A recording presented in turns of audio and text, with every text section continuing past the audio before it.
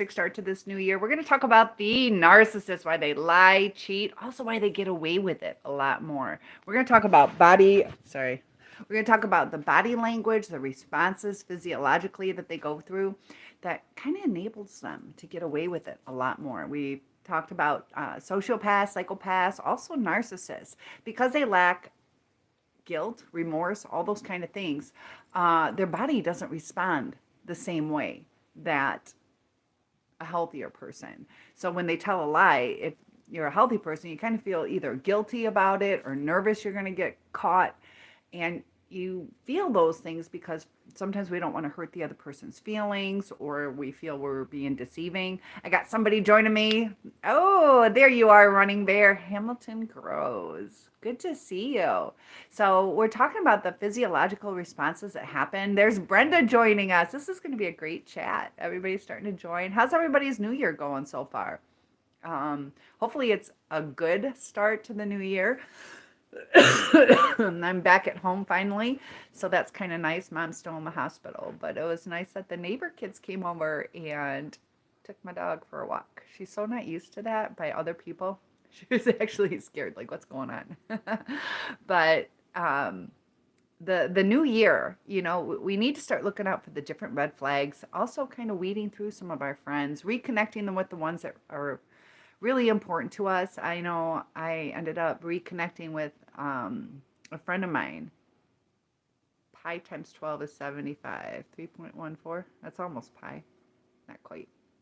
It's interesting. Pi, P-I-E, backwards is 3.14. And yeah, there you go, showing things off.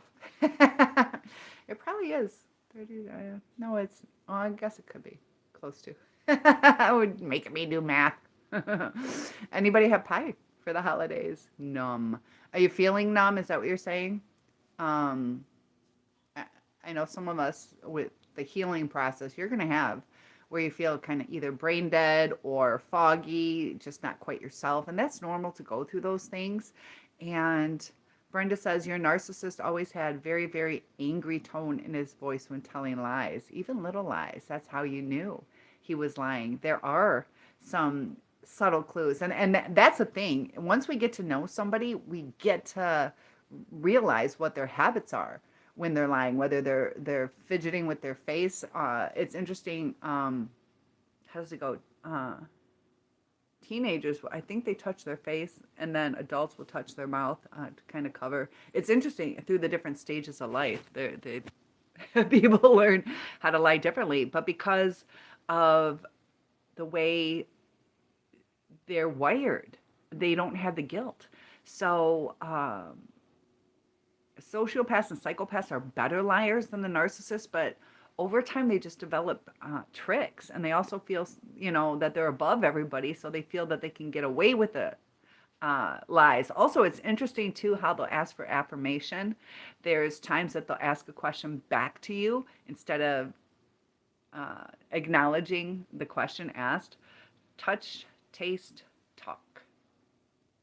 And John is here saying hi to everyone, and so glad you guys are joining. Got a good gang going, and I'm wanting to cough. It's a little drier here than at my mom's, so sorry about that. Got the heat turned way up. It's nice and warm in here.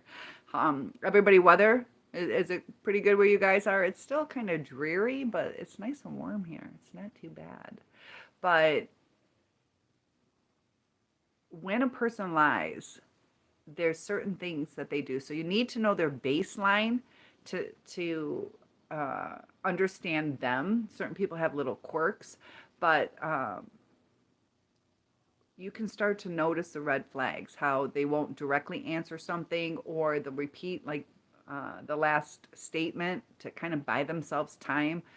And I know there's different techniques. I've done a couple of videos on lying, the different body habits that people have. Sometimes too, like their facial expressions won't match up. Like one eyebrow might be raised than the other. There's little telltale signs. Also fidgeting can be a sign too.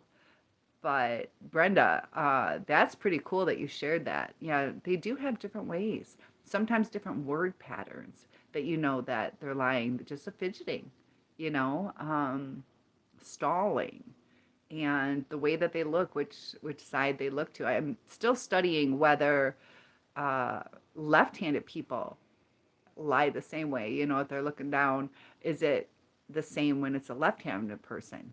I believe it is. I want to do some more research before I actually say that. But the narcissist doesn't have the neurons and neurotransmitters working the same way. I also came across somebody who was talking about her husband, and he was going through some health issues mentally, and it turned out the part of his brain that deals with serotonin was completely blocked. It just wasn't even there. So they gave him some synthetic serotonin, kind of helps make him feel a little bit better. Uh, the stuff we were dealing with was dopamine, and that's why we get so addicted. And in a healthier relationship, you got your oxytocin and your serotonin. Oh, Brenda says shake the finger in your face and say, it's you. All of a sudden, he sees two of me. Oh, yous. Like, yous got to get it together. Is that what you're saying? Oh, interesting. And proceed to tell you why you're wrong in calling him out and not believing him. Interesting. Yous better get it. And I wonder too, those like thought patterns, like maybe when he was a kid, he didn't quite understand, or some areas, or I don't even know if it was cultural. I grew up in a diverse, so I don't know if it's cultural because I don't really take note of people's ethnicity or color. I just don't. That's just me for some reason. But I grew up where you heard the yous a lot, and I wonder if it just brings them back to childhood coping skills. That's kind of interesting. Uh, huh. That's good. And I wonder too if he feels like ganged up, that in his mind it's like two or three people calling him out or giving him a hard time. Very, very interesting. I haven't seen that, but they'll change to certain things because you think about it too. People with different languages, that sometimes they'll revert back to their native language, right? When I think you guys have seen that if you've watched Lucille Ball, Desi Arnaz. But when people get frustrated, they go back to what's comfortable. And that's why when we think about, is the narcissist going to change? During that heightened anger or instability, it's just like the people from a different language. They go back to what they knew as a child. They go back to what's comfortable or easier. And that's the same thing that the narcissist is going to do. They're going to either go back to what's comfortable, what's easier, what's more effective, and then they just get into a frustration that they just shut it down. They try to exert power over you. And the shaking his finger in your face. Yeah, he's trying to assert dominance because he needs to feel in control. And that's part of it too, is putting that finger up there. He doesn't feel in control. Otherwise he wouldn't use that finger. Interesting. Oh my goodness. That's very interesting. And they don't like to be called out. They definitely, that's one of those narcissistic injuries that can happen. And some people get discarded over that, you know, when you're like, you need to act right. They will never self-reflect. They won't see that people are, in a sense, trying to help them get along with other people. It's almost like you have to babysit a narcissist to get them to understand the things that they're doing wrong. And you guys are going to go on a little way too hot in my place. I definitely had the heat up too much. There we go. So what about you, John and Running Bear? Have you guys seen any certain traits or things like that during the lying stage? Because we're going to get to the bottom of this. I know their stories a lot of times don't add up. And when you try questioning it, they use either word salad or twist it around. So there's a lot of that blame shifting.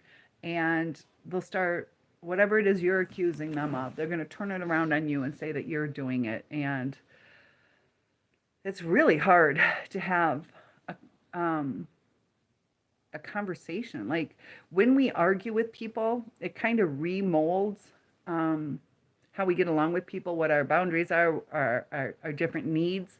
And oh, Nathan just joined us. Happy New Year, he says to everyone. Thank you. That's very cool that you got to join us today. Are you having a good New Year's? We're talking about the different lies that the narcissist will tell, why they get along with it so much. And Brenda brought up something really cool, that her person would shake his finger in her face and start saying use, almost as if she was two different people. Nathan says, absolutely. Hi. Hi. And Ebony is here. Ebony missed us by 4 minutes yesterday. I felt so bad. So good to have you, Ebony. I'm sorry. Started getting really tired, but we had a good chat last night. Good to have you here. You guys are going to have to let me know good times for you. So I'll probably do somewhere around 6 o'clock. I know some of you out in the Pacific time zone, that might not be too conducive to your schedule, so I could always do it like 7 or something like that.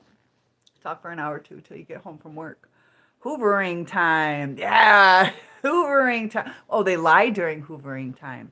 Yes, everything is now clear to them, and they've made changes. And, oh, so thanks for the love, Ebony. 6 is perfect. Okay, cool. Yeah, 6 usually works for me pretty much.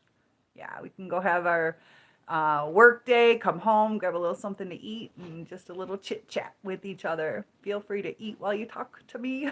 I know when I teach online, the kids, I can't tell you, it's like food time. Brenda says, I stopped talking to him for about the last year we were together. I was always wrong, mentally ill. Every narcissist I've known will always insist on telling you what you're thinking. Very frustrating. And we have to watch that we don't do that as well. But yeah, that is something, because it takes away the person's validation. It's almost like you're judging their thoughts instead of listening to what they have to say. They'll do that a lot. You probably think, I'm a jerk, and you're like, I never said you're a jerk. Or you're probably thinking, I'm not going to show up, and it's like, you know, it's weird how they communicate, and it gets frustrating. That's where these relationships start falling apart, is there's just so much frustration, lack of communication, the lies. There's no rebalance, because the narcissist, they're only concerned about themselves. So you know, and way to say things like mine. It sounds stupid, but we had a vacuum cleaner, and I kept the house clean, okay? But I'm not a perfectionist.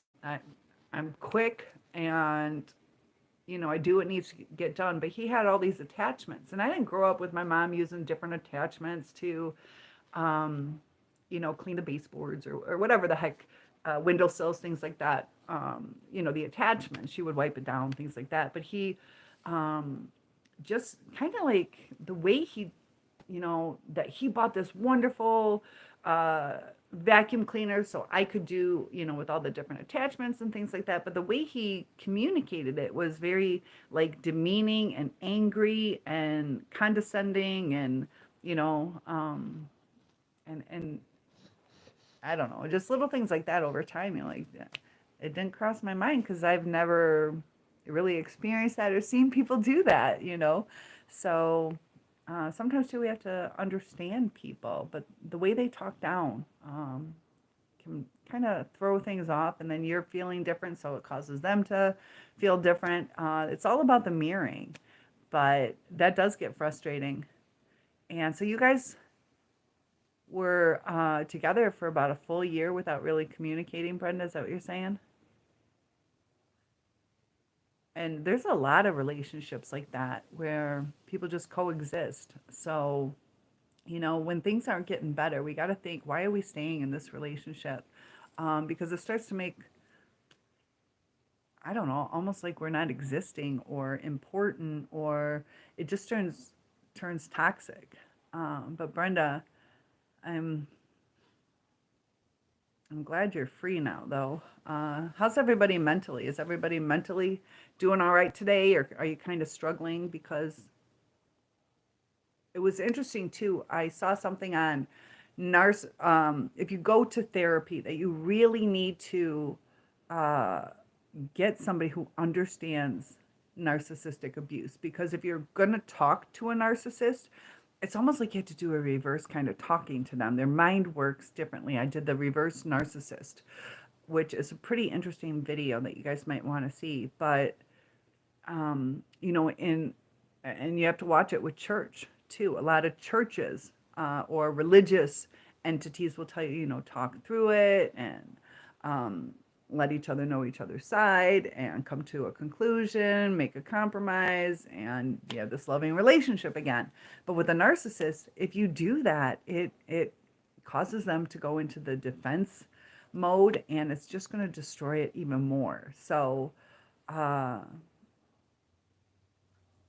you know, and that's why I think a lot of us are searching, was our person really a narcissist? Because when we communicate with them, we think we're being effective. We're explaining everything to ad nauseum, where we're like, I can't say it any other way. I've said it, you know, and, you know, I had my second one was like, you know, I've listened to your voicemails. Of course, they don't tell you that they've listened to them, even when you ask. And then, you know, listening, and he's like, you say it 30 different ways. You say the same thing. And I'm like, so you, but they don't understand what you're trying to say. So, yeah, it was funny too, because I told him that, you know, I had a YouTube. He kind of came across it. But he's like, I don't understand. I'm like, exactly. I'm here trying to help people understand. And he like, he thinks different. You know, even when you explain it, it was kind of funny that it verified exactly what I'm trying to say. So yeah, hoovering time is definitely a time that they will definitely lie. And it's interesting too that it's almost like they love you when you pull away. It's that push pull, but it gets to a point where it's exhausting, and they like the thrill of the chase. So once things settle into, uh, thank you for that thumbs up, helping with my algorithm. I appreciate that. But the comfort makes them uncomfortable, and they do have to stir things up. They have a lot of boredom. They don't connect with people. So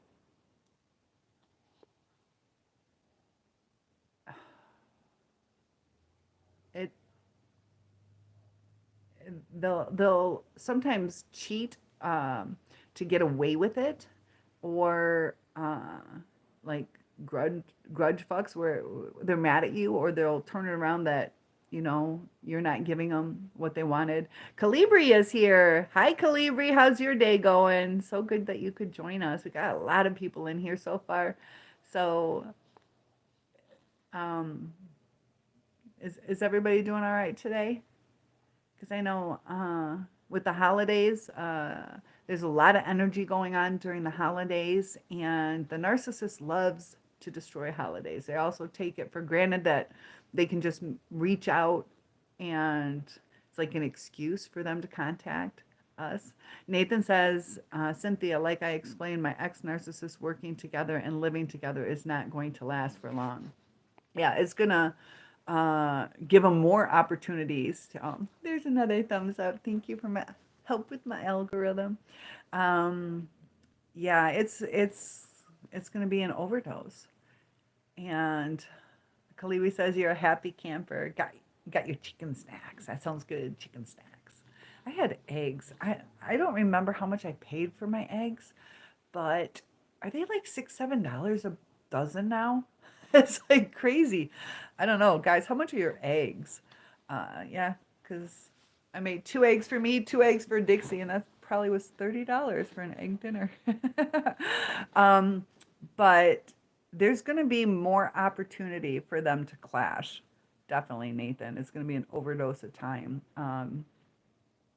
Do you remember that Help Helen Smash? Have you guys seen, what's her, I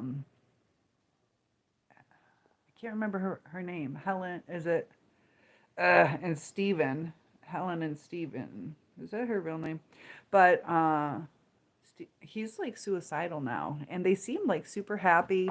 And they work together. It's just not, you know, going well. He's suicidal, tied, he just the depression people can go into. But it sounds like because of the uh, alcohol and the drugs, they both were, kind of having that free lifestyle, fun and party, that it it spiraled out of control.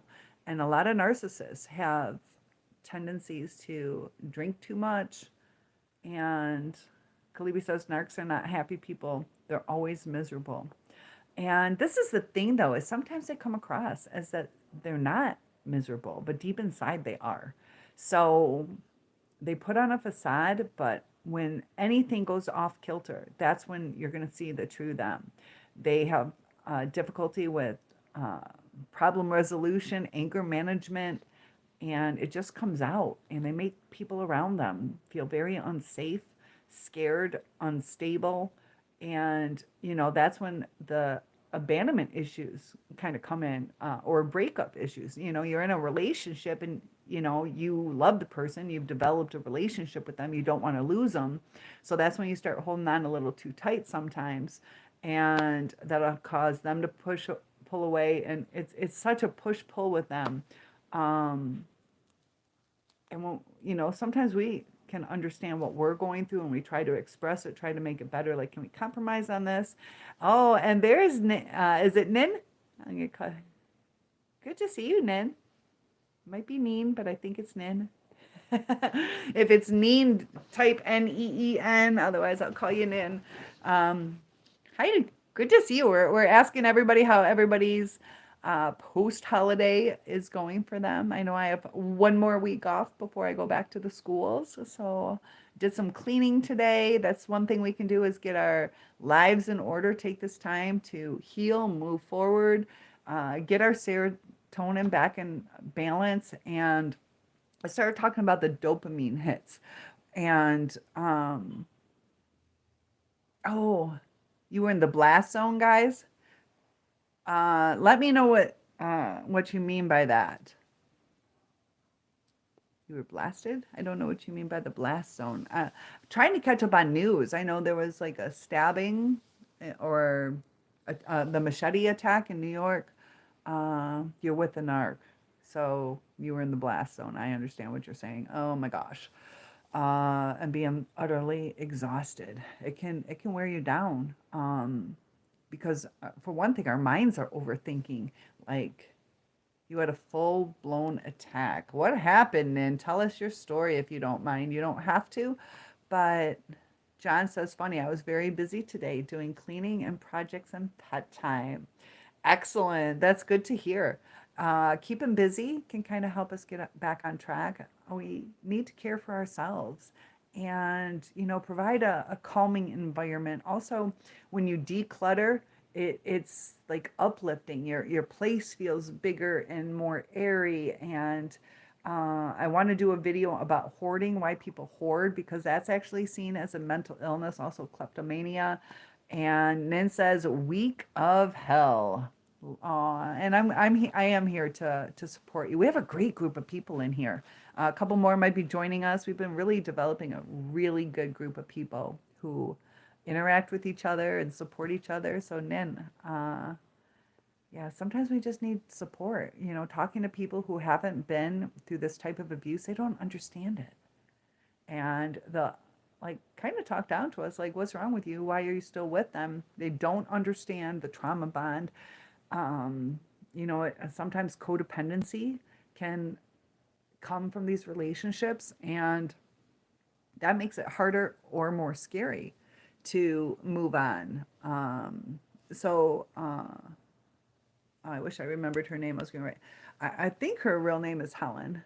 Um, oh, and it was really terrible, wasn't it? Was it just a lot of yelling, or um, silent treatment? There's a lot of things, like, you feel like you can't do anything right, And how long have you been with your person? That's hard. I know. Was it Ebony or Brenda? Brenda was saying that, for the last year, her relationship with her person, they weren't even really talking.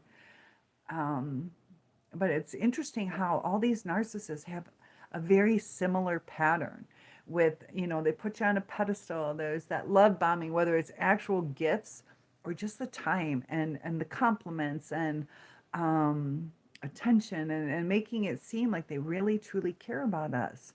And my second one, we were able to really talk. And then one time he was drunk too.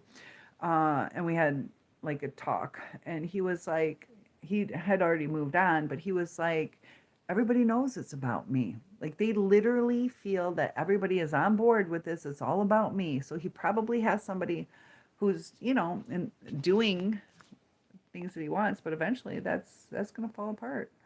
And then says since March, he is a successful inventor. We've just had 12 guests stay. I've been working like a dog all over Christmas. Oh, smashing and screaming and etc. That can happen. Especially, you think be on your best behavior. There's guests in the house, but that frustration takes over that energy and the chaos. I know sometimes narcissists don't like the holidays because it brings them back to childhood memories that either they didn't have the Christmas that they wanted, or they were left out, or deprived, or told they were naughty, so they don't get any gifts, things like that. So it'd be interesting too if you guys know your person's childhood, if you have any insight on their childhood, if you'd like to share that. I know that kind of helps tie things in to help us understand certain things. So you guys don't have to share that if you don't want to, but if you know your person's childhood, how much of that does that match up? Uh, financial strain and, single family households. It's interesting how a father, single parent, and like a couple, the children seem to turn out the same as they would. There's not as much difference according to certain studies, but a single mother raising the child can be more traumatic for a kid according to studies. And you wonder, there's more to it. Is it just that the females aren't providing? A lot of times women are maternal, but where does it go deeper?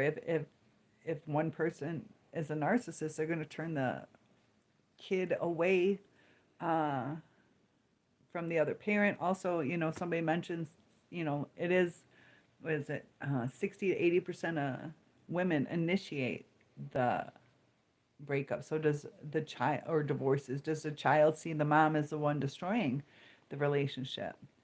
But yeah, holidays. And it's so stupid what they smash. Like, don't break that. Oh.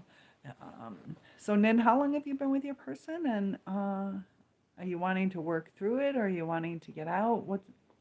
What's going on in your head? You never have to share if you don't want to, but feeling like you're in the blast zone when you probably were looking forward to holidays. Um, you've been with him since March. Okay. Oh, since March. Okay. I see what you're saying. Okay.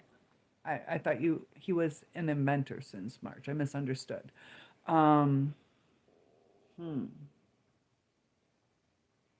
And you guys live together? He has agreed to counseling. Make sure that if he is a narcissist, that you go to somebody who understands narcissism, if that's what you think he has. They also say don't do it together. If it's a narcissist, won't admit to any wrongdoing. Yes, you live together. You're a home inventor yourself, but never let crowds in. Hmm. Oh, that's John. Okay, I thought, yeah, John is definitely an inventor as well. He's got some really cool stuff. Um, Gosh, and that's the thing. Some of us are thinking about the new supply, and Nin's only been with her person since March, not even a year, and it's already starting to have issues. Nin, how long into you guys living together did he start doing that? And was he like that before. A lot of times, too, these relationships start out quickly. So you want him to go as he has the episodes, not you, about 3 months. Yeah, and sometimes they're good for about 3 months and then they fall apart. A lot of times, too, with marriage. That's why it falls apart right after they say their I do's.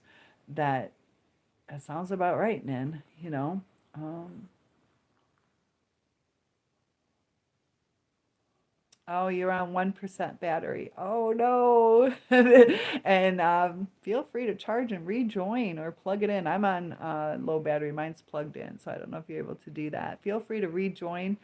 Thank you for the heads up, but sending you lots of love. Hopefully, good. I'll see you. I'll see you soon. So Nin's logging off for a few minutes, and they'll join us in a little bit.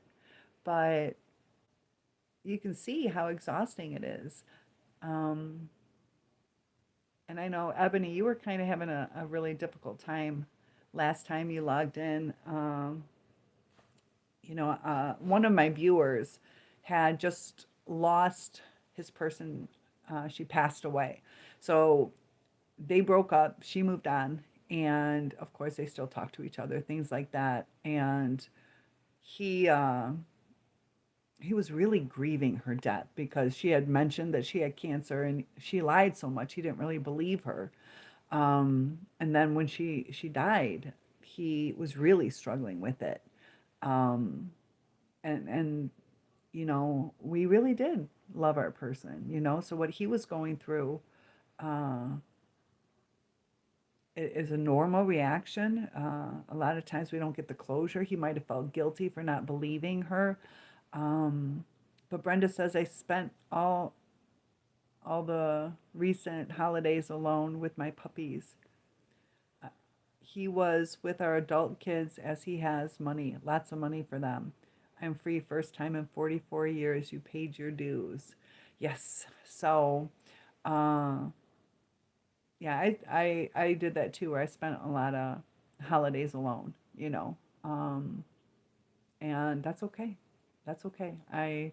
Uh, I needed that break at that time. But it's good, if you can. I have like a friend Thanksgiving that I do now, where on the Wednesday before. This year didn't work out just because everything going on with my mom being in the hospital and all that. But um, yeah, money. Hmm. So 44 years. Yeah, I remember that you said that. That's got to be hard. And the kids are more on dad's side. Is that what's going on, Brenda? How close are you and dad? Is it drive time where the kids could go to both parents' houses? I know sometimes that's really nice when they do that, but not every child will do that. And it's just sad that relationships can fall apart, to where sometimes the kids won't have both parents over, the grandparents over for the grandkids' birthdays and things. Every affair he had, he swore all he did was save their lives. My goodness, I was married to Jesus Christ and didn't even know it. Oh my gosh, yeah. All he did was save their lives. Like, was he saying that they were like just depressed and he was helping them? Like, I don't know. I'm still living and I haven't had sex. Like, what? Oh my goodness. And was it his job to save them? Come on. What about saving his marriage? That's so shitty. I like how you said that I was married to Jesus Christ and you didn't even know it. Too crazy.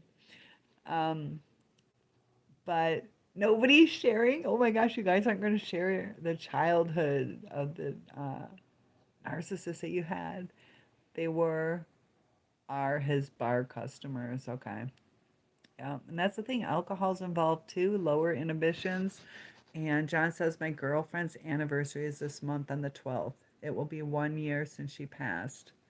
That's going to be hard. During that time, I'd like you to really focus on, some good memories. Try to have some power over the way you think about things, because sometimes we can get down. And, you know, um, try to keep the thoughts positive. Look at it as a blessing that you had 40 years with that lady. And afterwards is when he met his narcissist. But um, grieving, we have to grieve too. So it's okay to cry. It's okay to get angry. But it's interesting how much we can change our day, how much we can change our thoughts. And it it's up to us on where we take our lives. So each day is precious, So maybe do something out. Well, it's kind of cold where you are too, but maybe something beautiful outside for just a little bit. And I was lucky when my dad was passing that we picked a butterfly as our symbol. So if you see a butterfly, that might be my dad. And I was at my mom's and I was just looking out the window and I didn't realize that I had given them like a butterfly wind chime. And it was perfectly positioned to overlook the lake that they have and also the house. It was almost like, my dad could enjoy everything he invested in and then also, overlook his beautiful property and also kind of be there. Just the way you kind of let your mind think some beautiful thoughts.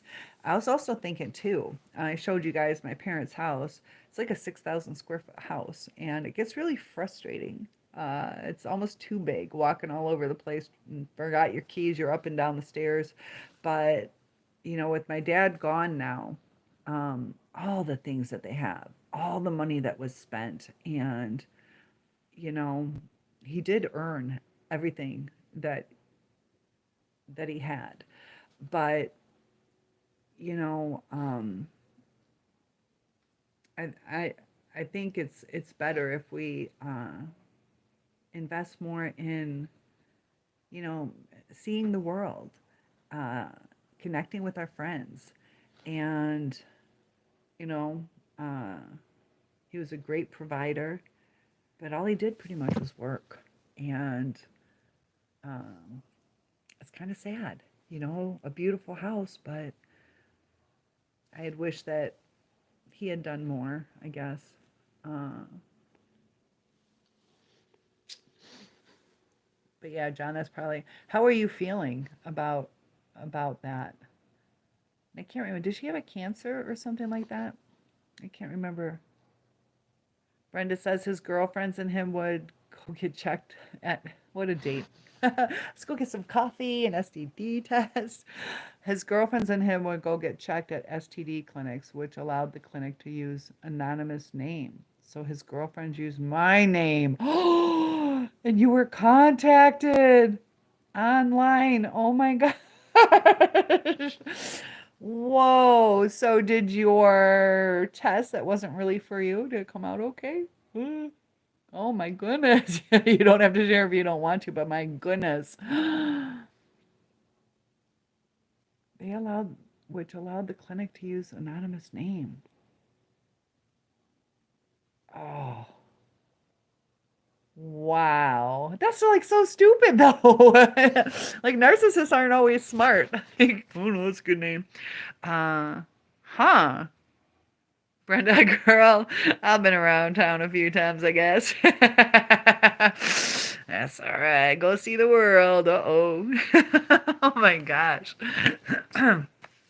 Well, at least they're going to the clinics. Oh gosh. Um, but yeah, they don't think through things. And then too, I wonder if the girl thought she did have something and wanted you to find out, kind of like let you know that your man's cheating. Sometimes it can go that way too.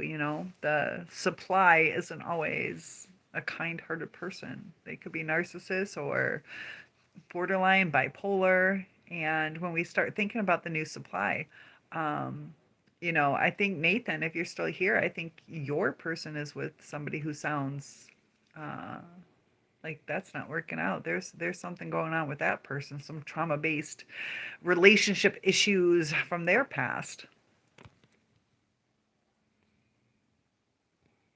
And hopefully Nin will be back with us. John, are you still here?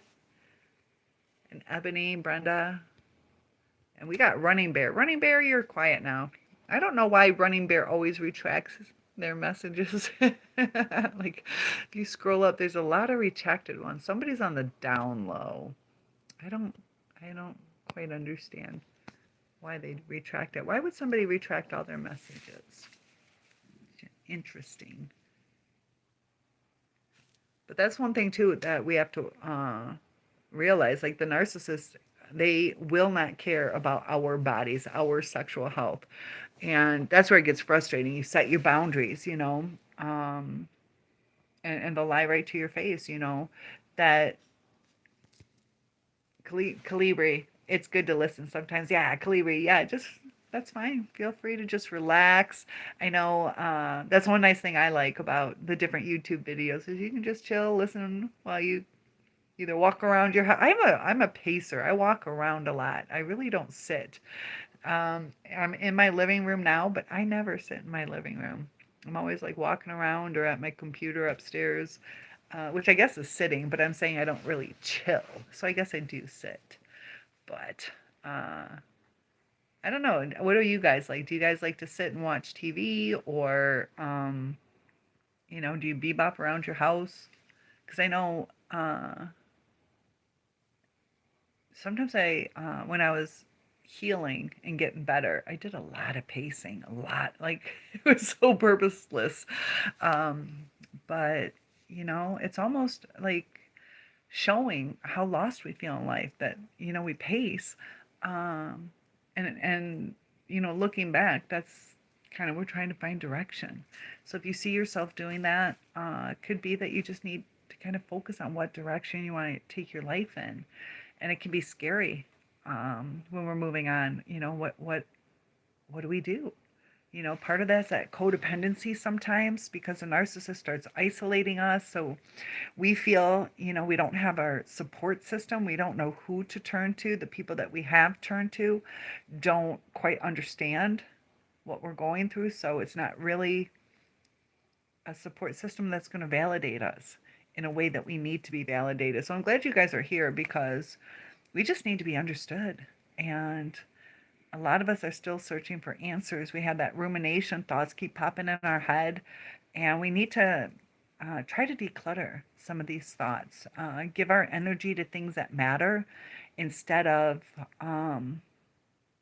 getting absorbed by the abuse that we went through. We have to accept what happened. And Brenda says, I keep busy and clean. Love to have clean environments. Cinderella. Yeah, and it does. It feels so good, though. I like vacuuming and I like mopping my floors. I don't know why.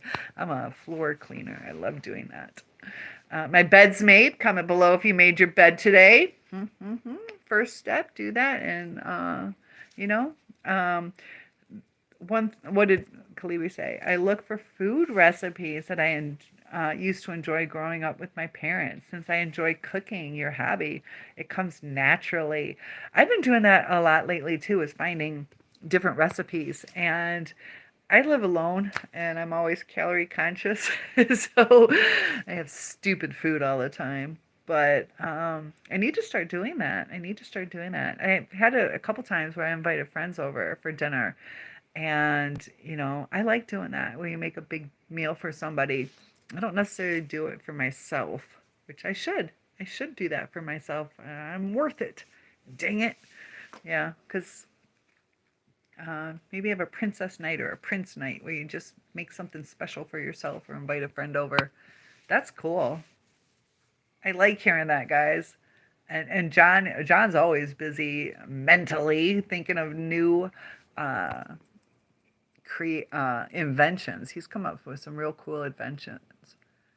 And so Brenda, do you have to go to the bar? Do you work at the bar that your husband has? I'm trying to remember if I think it was just his bar. I mean, you guys were married, but did you waitress at the bar? Can't remember, or manage it, or whatever you did. Because I know Nathan, his person, they work and live together. And, you know, how long is that going to last, you know? That's why I brought up that Stephen and Helen thing, because they seem super happy. Also, I don't know if you guys watch Only Jayas uh, and Maddie. Uh, it's really confusing on who's the boyfriend, who's the girlfriend, or if they both are, if they switch it up. It's so confusing. And it was interesting too with the pronouns that uh, I'm going to say she, just so you understand why the pronouns were confusing. So um, it seems that Maddie broke up the relationship, and it seems they were responsible. So instead of saying she was responsible, they said they, because she um, identifies as a they, or likes that pronoun. So it was hard to understand what I was reading because they were at fault, meaning, is it both of them? So it was like really confusing. I just worry that we're going to get into some stress causes mental illness, you know, frustration. It damages our brain. And I don't know how the change in the pronouns when you see someone and you have to like talk in reverse. I don't know. That's going to be hard. I think that's going to be hard for people. But Calibri, what's your favorite food recipe? I think we should do a cooking channel. I thought about doing that. Like how I told you guys that I teach online. I teach everything. There's so many different things that I teach. I'm like, I could even teach cooking. That's like really popular class that people are just, you know, eating it up. And I'm like, no, I can't. Did I tell you guys how I make my grilled cheese? Like I get laughed at all the time for the way I make my grilled cheese. So you know how normally you're supposed to like butter it, put the bread on the pan, and then the cheese, and then, you know, flip over the buttered bread. But what I do is I'll toast the bread and then butter it so it, you know, you don't have to worry about the bread tearing. And somebody just joined in, so I'm telling my grilled cheese recipe because I do it different and I get razzed a lot about. So I put the bread in the toaster, and then I butter it. So the butter is melted. Then I put it in the pan, put the cheese on it, let it grill a little bit, flip it over, and then before it burns, I take it off, and then the cheese isn't melted, so I stick it in the microwave. So I use a toaster, a microwave, and the stovetop. So why is it saying my phone's plugged in? It shouldn't say I only have 10% battery.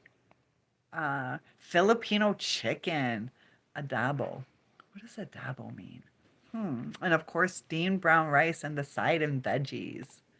And that sounds good. Oh my gosh. I don't know what adobo chicken is. It's like a cream sauce? I'm not sure. Watch, it's probably a vegetable. I don't know what it is. I don't know what adobo is. But I bet that's good. And yeah, it is cheesy. Make sure it's melted. And it's a cheesy recipe. Are you saying, that's cheesy? Running Bear. Calibri adobo is just like chicken teriyaki. Oh, one of my favorites. That is one of my favorites. Amado. Amado. Amado? Amado. Amado. Adobo. That sounds really good. Oh, adobo. So thank you for teaching me that. Huh. Yeah, I love teriyaki, and chicken's one of my favorite foods. I told you I had the best chicken dinner. I had a modeling interview, and tuna noodle casserole. It's so funny. I don't eat tuna noodle casserole except when my grandma made it and at camp.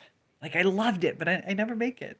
Um, I don't really like tuna, but tuna noodle casserole I do. That I'll eat. It's weird. Mushroom and chicken, definitely. So yeah, Running Bear, I agree with that. Brenda, I'll eat your tuna noodle casserole. That's the only tuna I'll eat though. Kalibi, and part of the tuna fiasco is because I was dieting, and of course I was talking, how fish is healthy for you. So I made tuna tacos. I took canned tuna and heated it up and added taco seasoning. It was the grossest thing. So yeah, that made it. And so Brenda says, "Yum, Keith." That sounds good, Keith. And Kalibi says the difference is it's more heavy on the garlic and vinegar. I bet that's good though. So not quite as sweet is what I'm thinking. A little tangier. I bet that would be good. And you're into pickling lately. Asparagus, mushrooms, and other veggies. Pickling. I'm thinking canning. Pickling. I bet pickled mushrooms are good. And then I haven't had too many. What is it? The corn? The little baby corns? Are those pickled? Pickled mushrooms, I think I've had. Pickled cucumbers. I've had those. Mushrooms on ham pineapple pizza. Who knew? And you love it. Yeah, that would be good. That would be good. Yeah, pickled cucumbers. Pickles. I grew up at a place called, that had a restaurant called the Pickle Barrel. And we loved going there because they had this good sized barrel on the table. And when you walk in first, there's this like, what would it be? A 20-gallon drum of pickles, but a barrel. And tons of pickles in that place. And they had new dill and old dill and all different kinds of pickles just on the table. And I like the new dill. They had the best new dill. Kalibi says fresh pickles that are kept in the fridge. Yeah, I love pick. I stopped buying pickles because of the salt content, and this last year I'm like, screw it. I'm having pickles again. I had pickles yesterday. 'Cause, yeah, I love pickles. When I was pregnant, it's kind of funny too that how they talk about women like pickles when they're pregnant. That's, at least for me, it was so true because I went to my parents' house and I had this pickle craving. So uh, I go in their house and I'm invited, but I had like the dill spears, and then I had the whole dills, and then I had baby gherkins, and then I had the bread and butter, and they had so many different kinds of pickles. And then I started eating the different relishes. They had dill relish and pickle, sweet relish. I ate like cleared out probably 8 different jars of pickly things on a professor's shelf. Oh, you've seen a human head? Yeah. Um, yeah. They with the formaldehyde. I don't know if I call them. I guess maybe it is kind of pickled. Just definitely don't eat it. Doctor in Anatomy, and I was in nursing school, so I've seen. My dad had an office where he had to have like fetuses uh, in his office. Like he was like storage for some crazy stuff when he was growing up. Um, like not growing up, but climbing up the ladder. And yeah, I remember nursing school. I saw a head cut off this way and cut off that way, and the teacher just picks it up. I saw the inside of a penis. It looks like liver. I just cut in half. It was crazy. But it's all about learning. And also, you will try a new recipe on salmon gravlax. Huh. Um, I wonder how that would be. I'm not a big salmon eater. I'm sure my daughter would love that though. Hmm. Uh, and I know I grew up in a Jewish neighborhood, and a lot of them had like bagels and lox. Is lox different than salmon? I know what it looks like, but I'm like, wait a minute. You just put those words together. I don't know what kind of fish lox is. Is lox an actual fish, or is that like a salmon slice? So Keith says, I didn't know it was there. Still, I looked over my shoulder till you looked over your shoulder. Oh, Keith, that was probably crazy. Oh, probably shocking. They have all the hair and everything too. Oh, Kalibi says it's salmon fillet cured in salt, sugar, peppercorns, and vodka. Okay. Because yeah, I've seen it. And since I'm not a big fish eater, I never. But thinking about it, I'm like, yeah, it's kind of pink colored. Ebony says, "Oh, you're back. So glad to have you back. We're we're talking about all different kinds of things. We're having fun today. So sorry you missed. I think you missed my grilled cheese recipe, but we're talking about dead heads on a professor's shelf. So you missed a lot, Ebs." And Clevie says, "Oh, I forgot. Add a red bits with the cure mix." Hmm. You are a cooker, a chef. Keith says, complete from neck up. No jewelry, though. The mortician took the jewelry. No earring, no facial piercings. Come on. Yeah, when I was at the morgue for nursing school, it must have been like a biker gang that something happened to. This was back in 92, and tattoos weren't quite as popular unless like you were in a motorcycle gang. Other people had it, whether you in the service or motorcycle gang, but um, yeah, everybody there was heavily tatted, and you didn't really see that back then. But it was interesting that that many people kind of made you wonder what happened from neck up. Oh my goodness. Well, yep.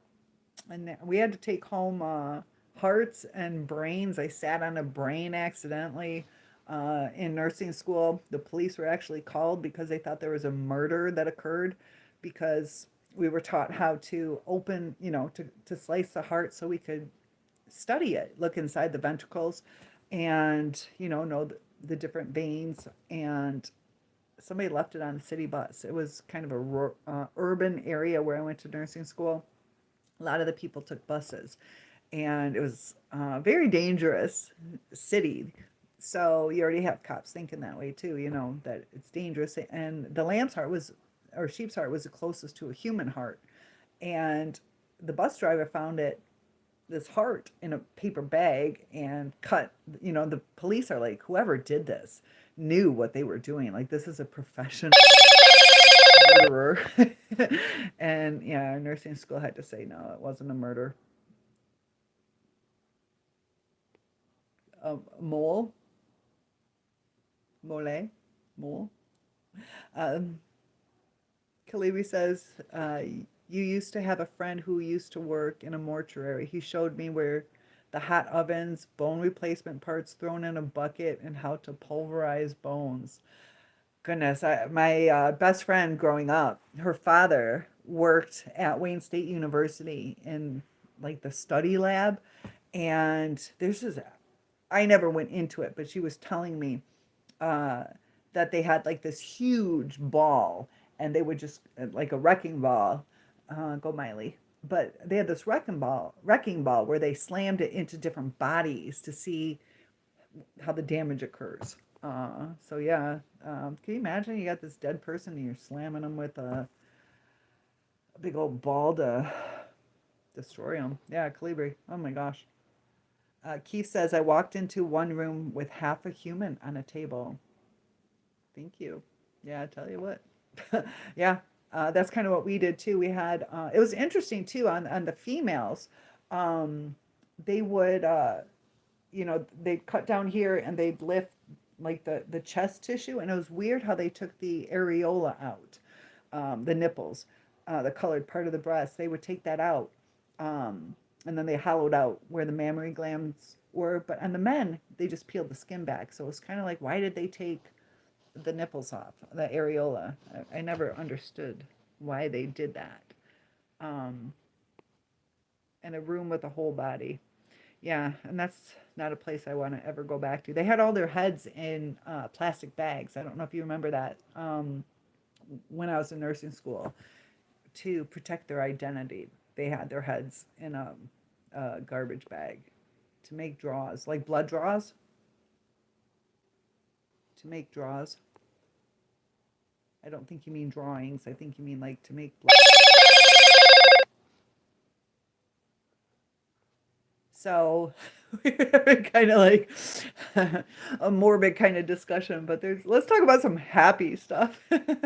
Has anybody put their Christmas tree away? You still got those Christmas trees up? I'm leaving mine up for a little bit. Oh, you just took it away. I see you though, Keith. Kalibi says, I heard that a funeral home was sued for sewing a large person. Sewing a large person so the corpse will fit in the casket. The corpse had long legs. Yeah, I wonder. I know in nursing school, we there was one person who put their both hands, they crisscross the hands, and that's kind of, you don't do that with Jewish people because it's seen as like the sign of the cross or something. So they actually had to break the deceased arms because once rigor mortis sets in, um, the only way to bring it down was to break their arms. Another thing too that we learned is you're not supposed to take out uh, any tubing or anything that was put into the body, whether it was an IV or maybe if they had like a, I don't know, a diabetes monitor that's in their skin. You're supposed to leave their body as they died. And so yeah, you definitely need to know people's religious beliefs on things like that because that there can be um, lawsuits. So I wouldn't doubt it if they sold that person. Uh, huh.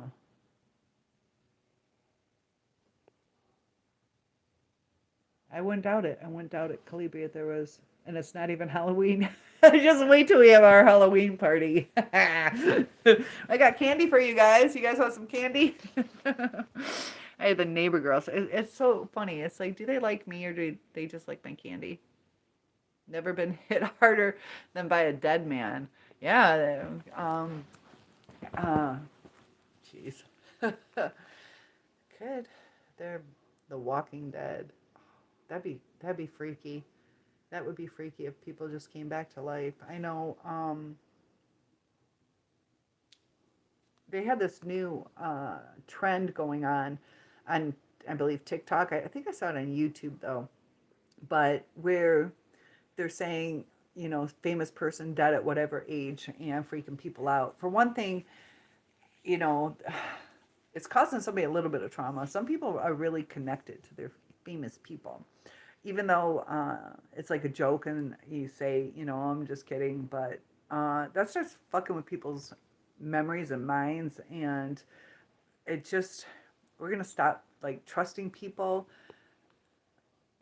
Even little things like that can really cause some differences in how the world interacts with each other. It's going to cause people not to believe each other. Um, Also, like false memories. I told you guys how when I was, I think, 11th grade, that somebody on New Year, or I'm sorry, April Fools had spread this rumor that one teacher was pregnant. She didn't look pregnant. She just like, how some girls right before their period, they might be a little bloated, but not really. So she didn't look pregnant, but you never know. It takes a while to show sometimes. But they spread this rumor that she was pregnant, and later told me they were joking. I could not get that thought out of my head. I kept wanting to congratulate her, and I'm glad I didn't because I didn't want to embarrass her. Um, and she didn't even look pregnant. But it was hard to get it out of my head because somebody had already seen it. So sometimes our first teachings is what we absorb, and it's hard to let go of those teachings. Everyone is pregnant. Oh crap, am I? I'm not pregnant. I'm just cranky. These hormones aren't from pregnancy. Pissing me off now, Keith. Just kidding. um, so Kalibi says that's why these narcs are not helping. They lie all the time and they think it's funny. Yeah, because that causes somebody's trauma. Somebody's like, oh my gosh, somebody died. And, they feel a compassion, they feel a loss. And they're like, that's so funny. But it's not, you know. There is this human found frozen and was thawed out alive. That can happen. That can happen. The body shuts down. And I think, what was the longest? I know there's been at least 3.5 or 4 hours where the person was submerged underwater. It happened in 1980. Do you remember how long was it? I know I was 10 in 1980. Was it a child? Because I'm remembering a child. Can't remember boy or girl. But there's been a couple times that somebody's been submerged under ice, Grand Forks, North Dakota. A 19-year-old female. Interesting. So, do you know how long she was frozen? Because it's interesting when the body slows down, just like on the Titanic, how some people were able to survive longer. Um, it deals with the amount of oxygen, and it doesn't happen to everybody. Some people, just the way their metabolism slows down, actually saves their life. Look in microfiche.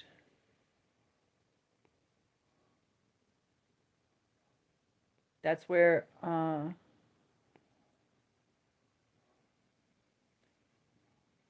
you're telling me to search through microfiche? Because microfiche is kind of like little pictures of stuff, of information. It's in the newspaper. Okay. I will have to find, so you do mean like microfiche. Okay. Yeah, I'll definitely look that up. Because that is fascinating. That some people, and I know that it can happen. There's also been babies where they can survive longer in the archives. Yes, that's a good way to put it. Archives, perfect way to put it.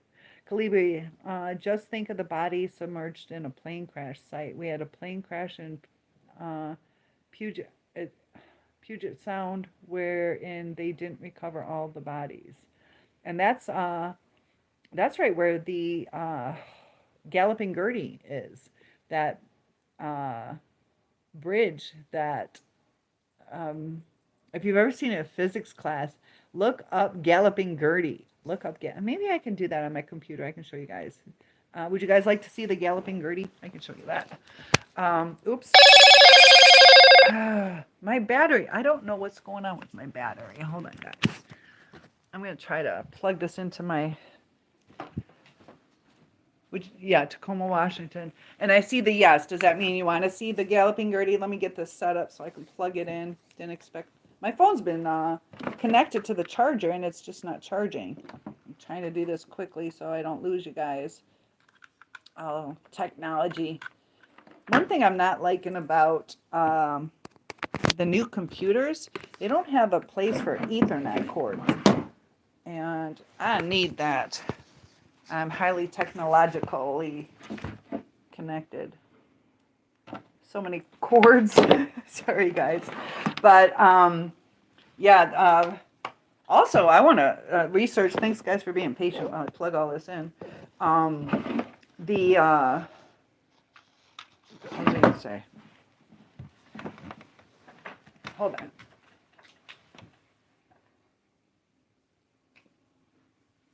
Ta-da! All right, let's see if I can get this all booted up. Connect my phone. Turn on the computer. See if everything's all wired. I don't want to lose you guys. Easy to listen to a hilltop from a fire. Tacoma, Washington. It's not registering. What is going on? Well, guys, I'm going to try to stay on. I don't know if YouTube is too much energy to be absorbed for it not to charge my phone. We'll put it in where my headset is. When it's easy to listen, we'll put the phone right into my computer. How's that? If it'll go. I wasn't expecting to have to do this, guys. It's not fitting. Why won't it fit? Ah!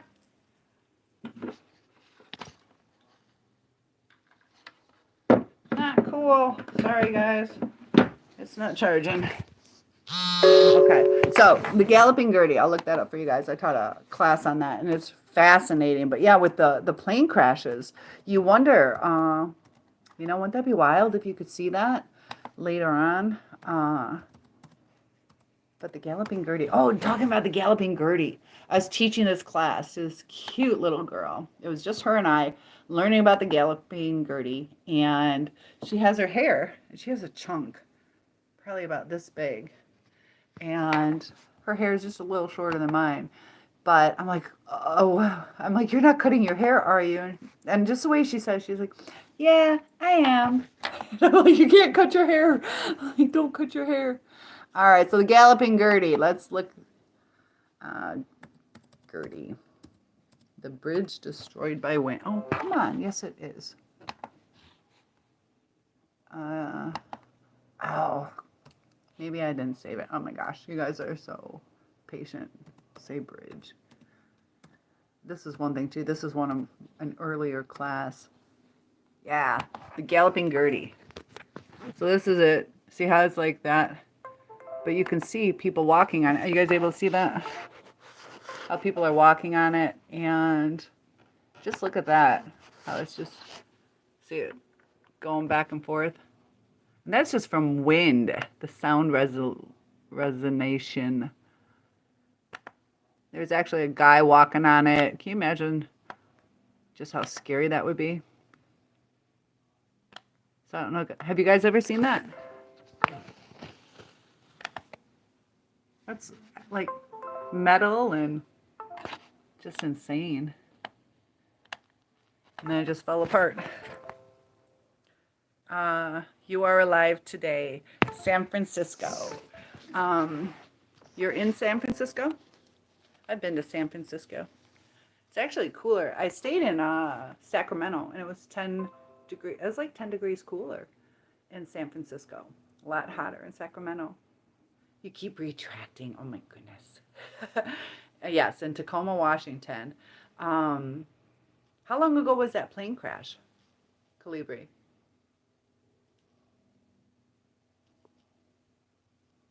Calibri says we have windstorms here if Florida has hurricanes. Okay, so yeah.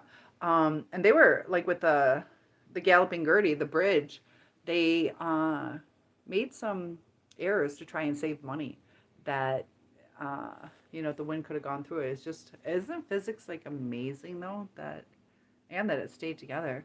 But yeah, wind can throw things off. I know my uncle died in a plane crash that probably could have been prevented. His was, oh, Millie is joining us all the way from the UK. Welcome to America. Millie, thank you. I'm over in America, over in Michigan. And Keith says, out of the fire to the hilltop. And Calibri says the plane crash happened just this past year. They located the wreckage in Whidbey Island. I think it's Whidbey is how you would pronounce it. I didn't hear about that one. Interesting. So Millie, feel free to join in. You can just listen or share your story or some comments, but yeah, you're welcome for that American welcome, despite what people think. There are nice Americans. I'm just teasing. Yeah, people, they were studying narcissism, so they went out to this like rural tribe that has never been around society, and they see, people all over the world have a lot of similarities, but narcissism's all over the world, and that means that pain can be all over the world. Some different cultures treat it differently, and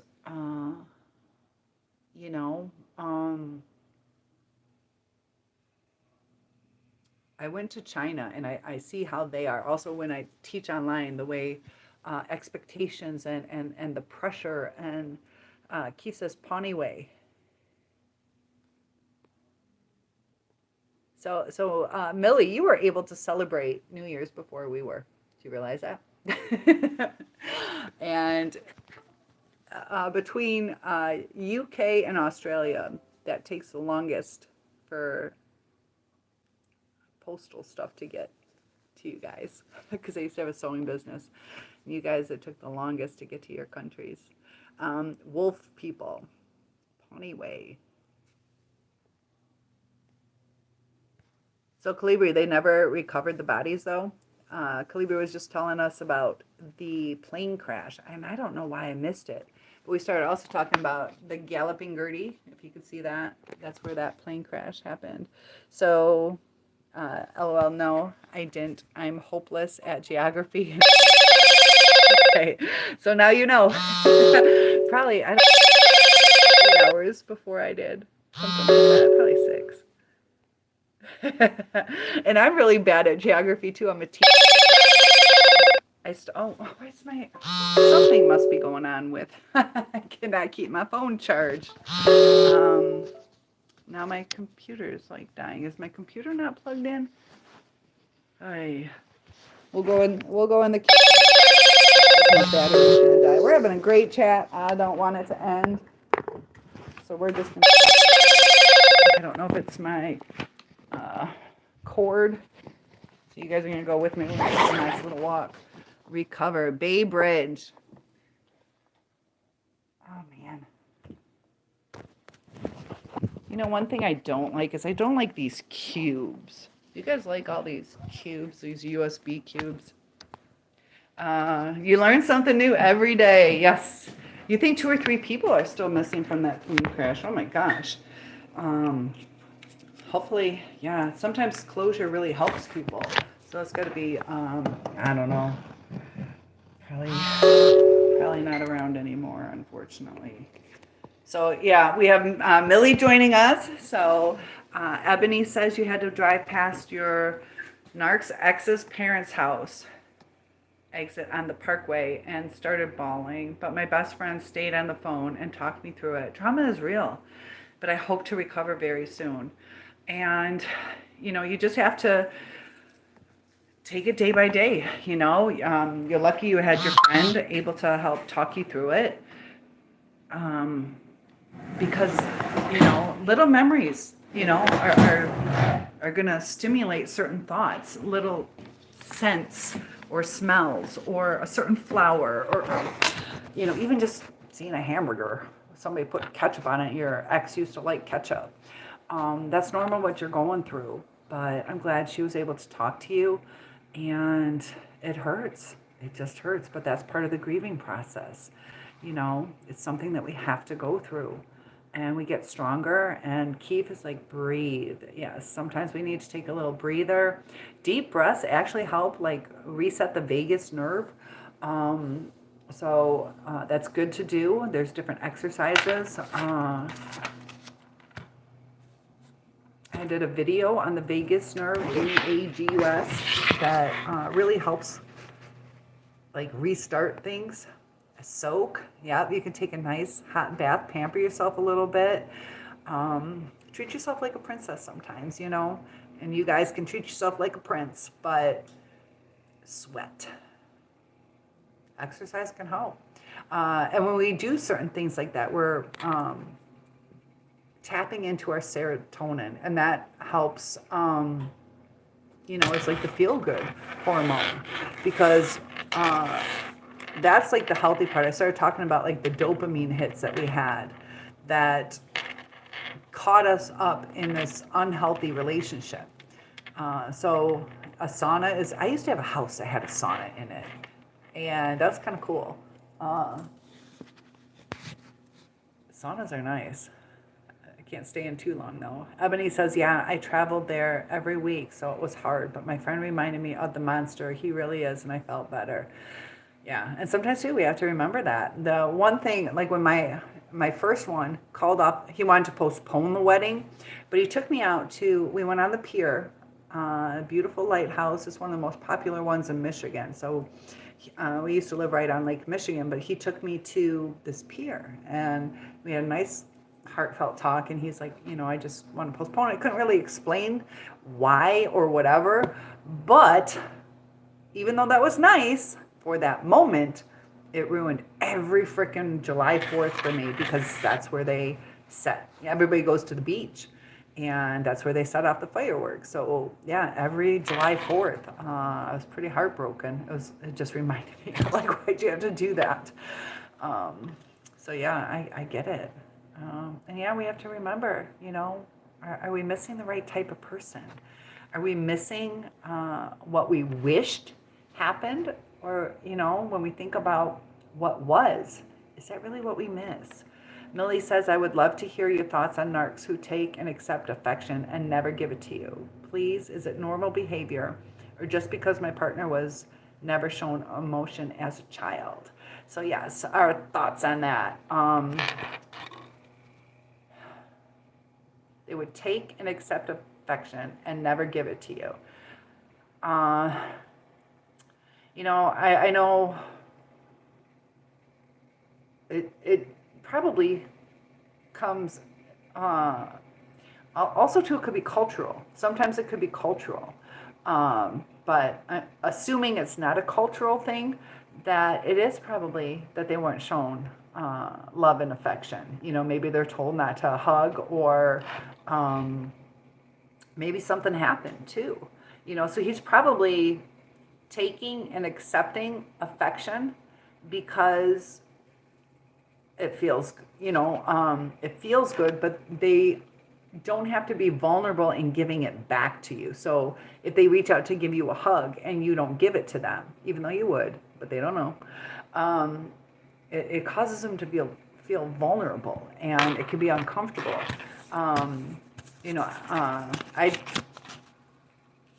To give a better understanding of your actual person, we got to look into different things of, sexual abuse and their childhood. Sometimes it's just the selfishness. Like, yeah, you can do that freaky thing to me, go for it. It doesn't mean they want to return it. And that could be due to sexual abuse, or low self-esteem, or a feeling of power. There's a lot of different things, but it's not really normal. But different cultures are like that too, though. We have to remember that. So I'd have to know a little bit more about your person. I know my friend's mom growing up, she hated being hugged, and she wasn't showing that to her kids, but she was able to have sex. She had 3 kids, so some people are just not cuddlers, and it could be things like that, either they were dismissed to cuddle when they were a child, or sometimes they could have been forced to cuddle, all different kinds of things. And Calibri says, I just downloaded the information on the plane crash. It happened October 24th, 2022, not that long ago. 3 bodies have not been found and 6 fatalities. Huh. That's gotta be hard, yeah. You wonder if they were ejected, or they might find it eventually if it floats, but... And I don't know, it wasn't iced over in that area, though, was it? I know, October. That'll be interesting. That'd be wild if they were able to still be alive. That'd be amazing, and probably not, though. So he is ice cold sometimes, so he might not necessarily be a narcissist. Yikes. Sometimes you need 5 out of 9 traits, if not more than 5 out of 9. There's also comorbidity. Ice cold, he's got a barrier, or that's up for some reason. He was hurt somehow. And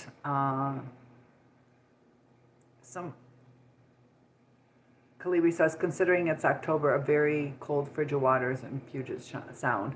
Yeah, I'm sure it's very frigid. But yeah, wouldn't that be amazing if they could still be alive because of how cold it is? I don't think they are, but that would be amazing. Gosh. But it's not normal behavior. It's in regards to Millie, it's a trauma response. Something happened. Usually people are kind of drawn to being close around people, but somehow the trust was broken.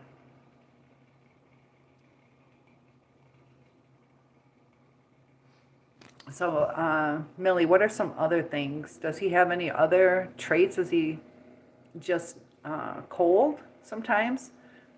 Sometimes too, though, when they shut down. Yeah, and it doesn't help. We're trying to understand them and be careful. Sometimes when we try to be empathetic, it actually pushes them away. He can be very nasty. That's a narcissistic trait. That's narcissistic. Um, a lot of times with narcissists, it can be unjustified. Like, not that people should fight, but where it's out of the blue sometimes, where or over something very minute, and they blow it way out of proportion. Uh, Kalibi says, I find the narcs cold, selfish, besides being their wonderful selves. Yeah, and nasty too sometimes. Millie says he put his hands around my throat once and told me he wanted to kill me, but it was only once. And it only takes one time to die sometimes too. We have to remember that. Oh gosh, Millie.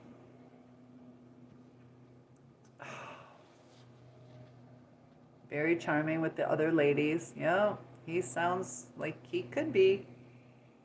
There's a lot. What was the instance? And you don't have to share it if you don't want to. He hides his message. You got one, baby. Welcome to the group. We can officially anoint Millie into our group. Oh, honey. I wish I could tell you different.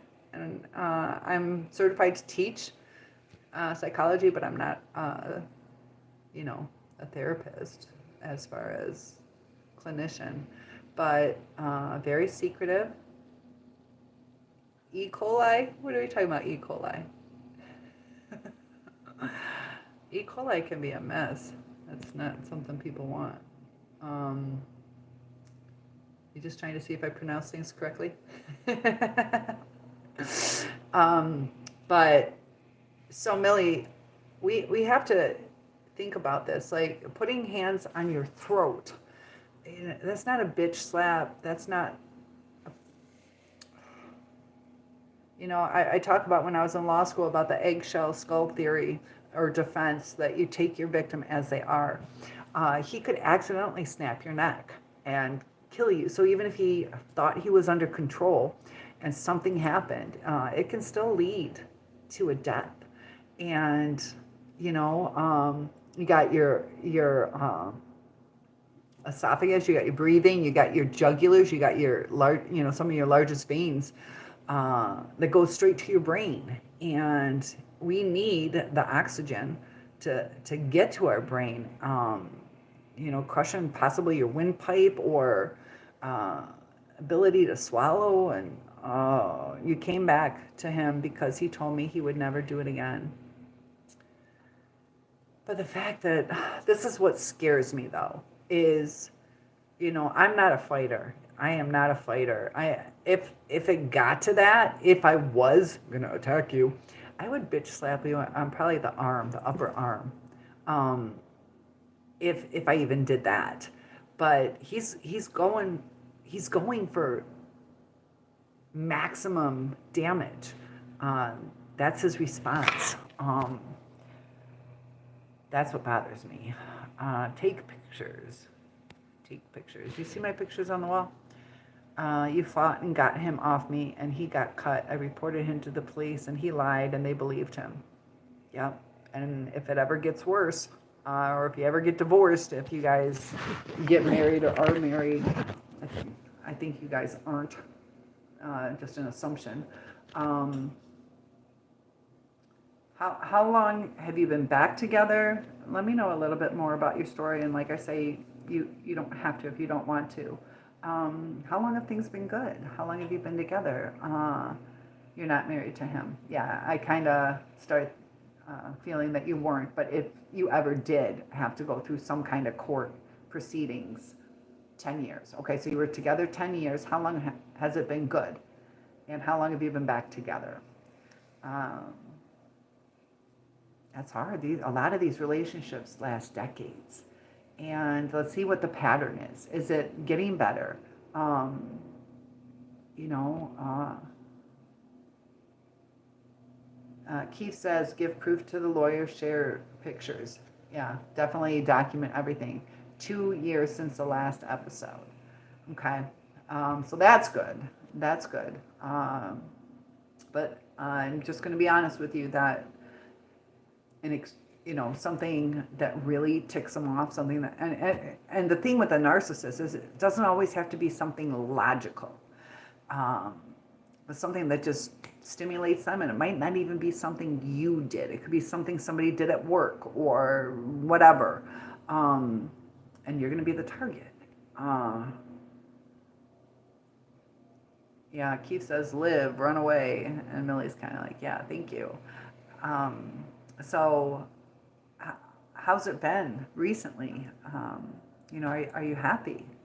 And I'm so glad you're here. You're welcome to join in, just kind of learn about things. But my take is you might not necessarily be happy if you're looking through YouTube about narcissists. There's something going on with him. You're starting to see red flags. You're starting to be either a little concerned or disheartened.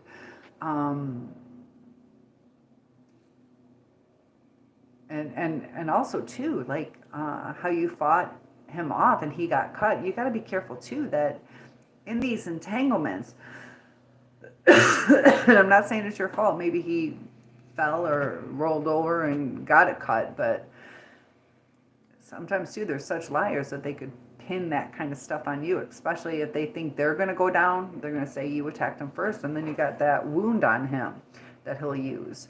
So until the other day, you noticed him hiding his messages to another woman. Yeah, and narcissists do cheat often. Sometimes it's not always physical cheating, but emotional cheating. And, if the opportunity presents itself, they just might. So were you ever able to see the actual messages? Do you know for sure it's another woman? It probably is if he's being secretive, but do you know for sure, or are you assuming? Because his actions are probably letting you know, but that's what makes it so hard.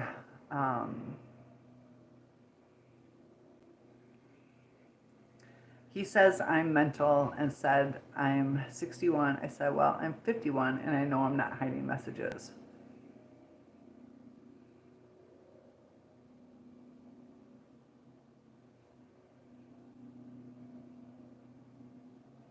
Is he trying? Are you guys 10 years apart? That's the other thing too. Oh my gosh. Well, this is the thing. Both of my narcissists are with somebody like 10 years is like the magic number, girl. They often find a victim younger than them, more trainable. He's trying to say he's smarter than you, playing the age card, that he's smarter so he knows you're mental, trying to use that. So when he does his lie, that where he's trying to tell you you're misperceiving things, that you're supposed to believe him because you're younger and stupid, which you're not stupid. So his age to him is authoritarian. It's in his eyes to demonstrate knowledge, and it's part of him wanting to take control, and he's losing control. So what does he revert to? Like, respect your elders, and I know what I'm talking about, I'm older. So that's what the age has to do with it. But yeah, both mine, 11 and 14 years younger. And it's almost a way too for them to avoid the aging process, because you probably made them feel young and vibrant, and people look at him like, wow, how'd you get such a hottie at your age or with somebody so much younger? And narcissists always try to take what they're missing. So the youthfulness or the beauty or the attention. Maybe he felt he would get more attention with you by his side.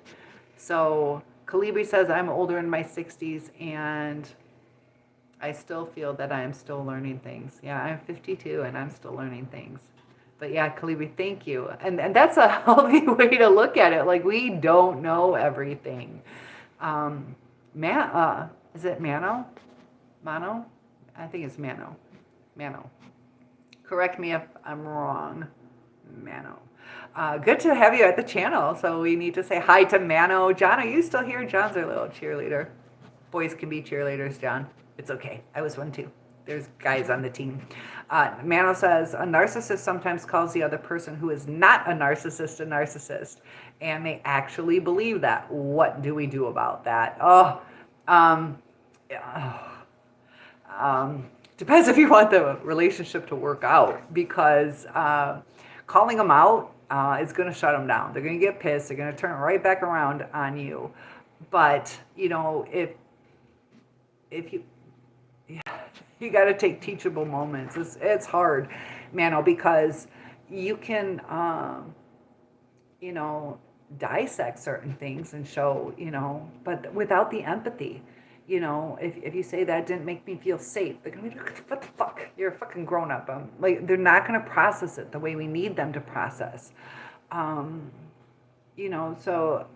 You know, instead of fighting off if they call you a narcissist, you can say, I understand that's your perception. That's your perception. But these are, you know, traits of, you know, and it's so hard to talk to them. So before I answer that, Mano, are you with somebody and you're trying to make it better with them? Because sometimes each one's different too. Each one will take offense at different things. And they process things. And they could actually believe that you're the narcissist because they're looking at sometimes a reactive abuse. So, you know, sometimes if we're like, stop yelling at me. They're like, you're always yelling. You're always bitching. Stop yelling at me. So they dissect it the wrong way. We're reacting. It's okay to react. We got to kind of watch what we do too. But that's the reactive abuse. And they will take it as, just like I said, if I'm like, stop bitching at me, then they're like, you're acting like a child. I'm just trying to talk to you. So they can believe that you're the narcissist. And good, Millie understands, spot on. Yeah, that's why. Yep. Keep only important when you're missed. That's true. Yeah. That's very powerful because that sadly is the truth. That, you know, when they're low on supply, they're going to, you know, seek us out. So Millie, you know, you saw your person going through the phone. You're not losing your marbles. You're not losing your marbles. They'll make you feel, that's why they call it the crazy making. Gaslighting is known as the crazy making. That's why a lot of times too, these narcissists will be like, my ex is crazy. We weren't crazy. We were made to feel crazy because our reality that we're living in isn't matching up with kind of like what the narcissist is saying. And you think about schizophrenics who lose their mind, they don't know reality. And it does make you feel crazy. Narcs brains are stunted. There's actually, you're right, Calibri, there's actual a difference in the structure. The gray matter and white matter is different. I've shared several brain scans that show the damage that's done, and there's no connection going on. Walt Disney is cold as ice. Let it go. The cold never bothered me anyways. Yeah, he's frozen. He is frozen. You're right. Yep. We'll see if he comes back to life. How old was he when he died? Was he in his 60s or something like that? Millie says I can...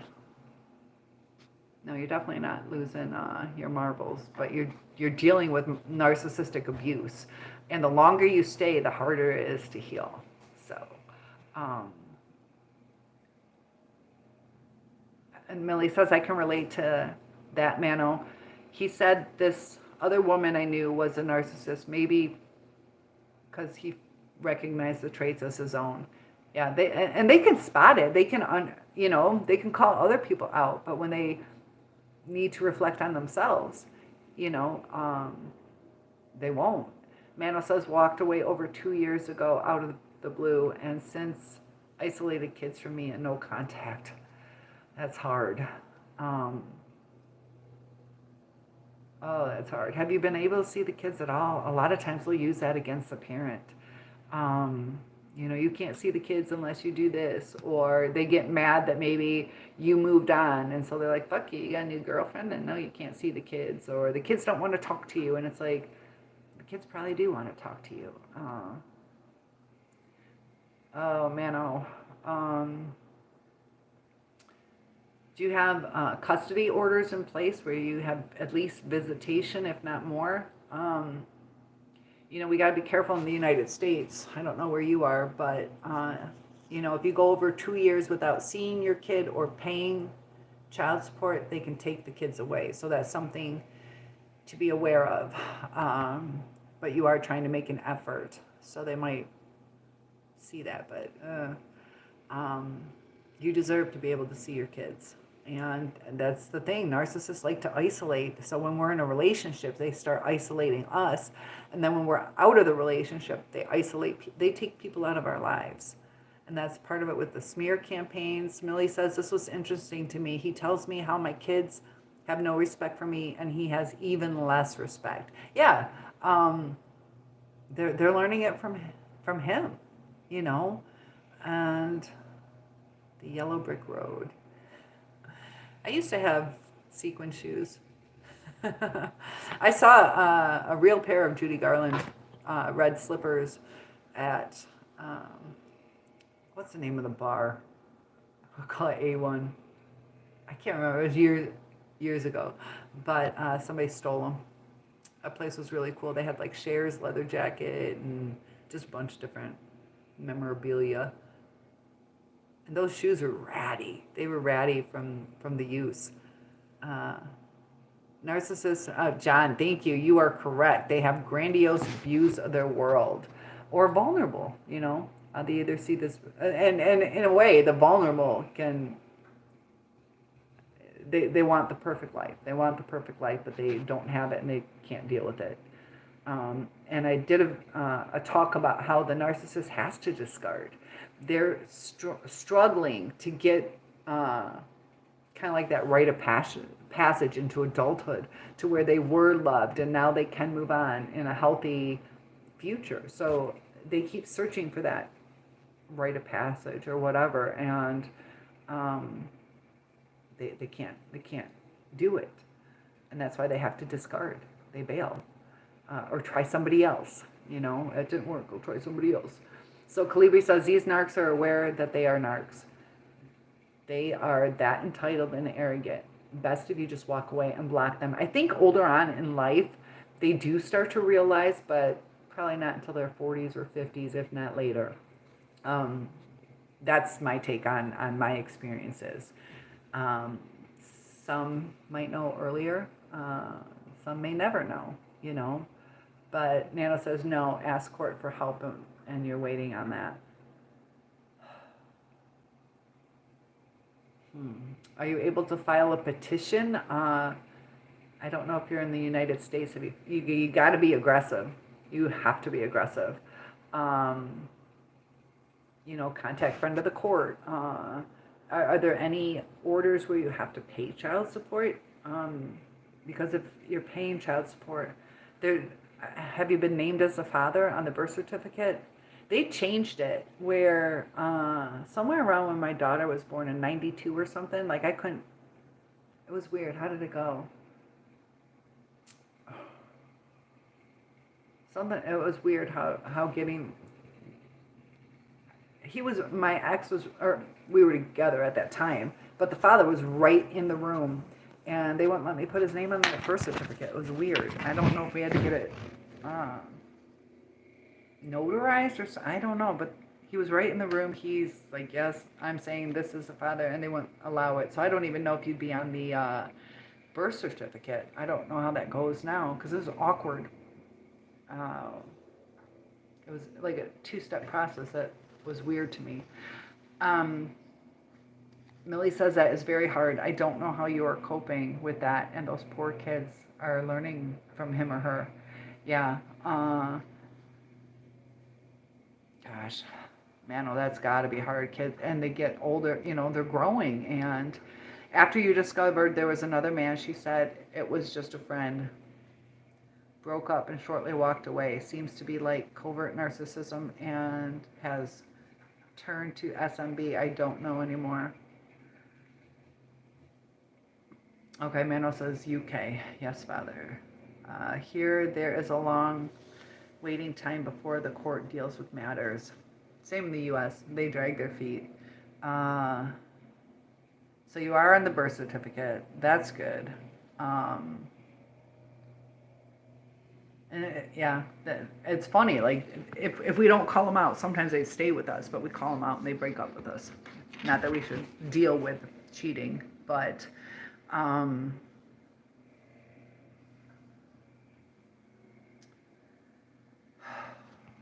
yeah.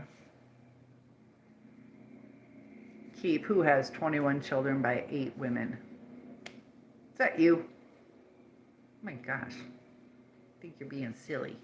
Keith likes to be silly. Who has 21 children? CB talk. Well, I used to. That is not CB talk. What is that CB talk? What does that mean? I know. What is it? Bubblegum is like the police. There's different things. The gumball machine or whatever it is. There's little codes. 21. Does that just mean a whore? I don't know what that means. Like lot lizards. 10-4. Okay. John's adding in. But Mano, we gotta help Mano. Oh my gosh. How long ago did you file? Is there any way that she'll let you see the kids? Is she living with the new supply? Because I know that's hard. Maybe you're able to see the kids at school. Sometimes you can arrange to have lunch with them, you know, or if they have like a Christmas play, which I know Christmas is over now, but if they're doing, you know, softball, baseball, basketball, you know, maybe you can see them at the sports meets, you know, I don't know. See if you can go have lunch with them at school. I don't know how old they are. More than a year. Oh gosh, I know that's heartbreaking. Fuck.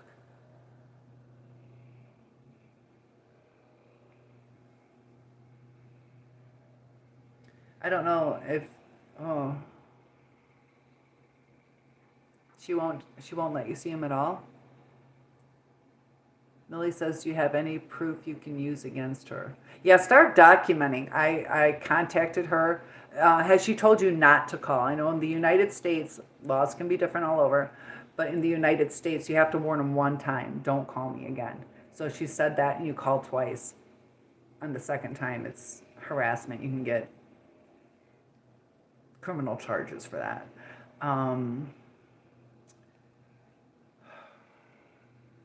That's hard. Gosh. Do you talk to her at all? It's a lot of a control thing. What's her man like now, too? Is he telling her to stay away from you? It's tough. It's like we feel like it's almost a no-win situation when it's with a narcissist. So you say some time ago doing exercises in our local park, and I saw her with my child by chance. She called the police. Oh shit, you got one of those. Damn it. That's a hard one. She's going to be ruthless. She's not going to budge. You need to... It sucks too because it's a civil matter. They don't see it as a criminal matter. There's no paperwork at all that says for visitation. Are you paying child support? I don't know how UK goes over in the United Kingdom, but yeah, they'll say anything. And that's what sucks is now you got police reports against you, and I know mine put 59 police reports against me, and all bullshit. And he was a state cop, so everybody's believing him, and they use it against you in court, you know, to say that you're unfit, things like that. So you gotta be really careful on that shit too. John says, I actually once had downloaded the CB Chat app, and let me tell you, there's a lot of narcissism on there. Finally deleted the app altogether. Nasty people. Some can be. They can, either be sexually talking, but there's also truckers that do help each other. I was able to hear people helping others. But yeah, when people aren't always seen, they can say some crazy stuff. There's a lot of flirting and trying to hook up too. There's a lot of that stuff. So yeah, there could definitely be narcissists. A lot of lonely people. And that's kind of like what the narcissist goes through too, is just that loneliness. So yeah, Millie's saying, do you have any proof you can use against her? So definitely keep a record of things. But yeah, hopefully maybe the kids are in school and you can try to have lunch with them.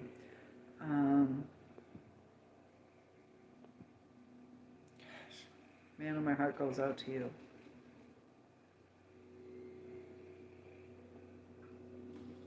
You're going to have to utilize the courts. You don't know where she lives and have asked court for help. I feel sad and sorry for my children and also her. How old are your children? Because I know if there was paperwork, she would be required, at least in the United States. You're over in the UK, but she would be required to tell you.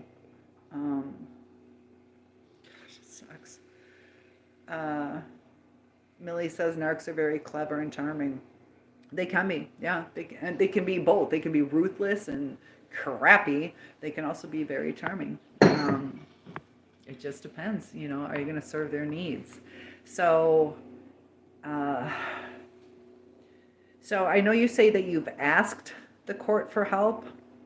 I need you to file something.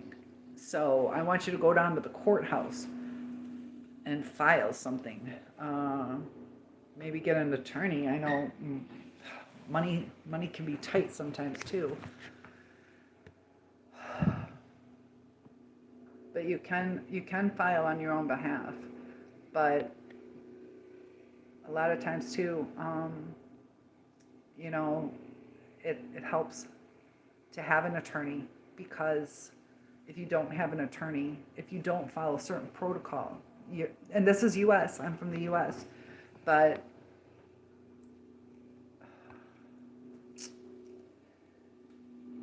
money can be really hard too with custody battles.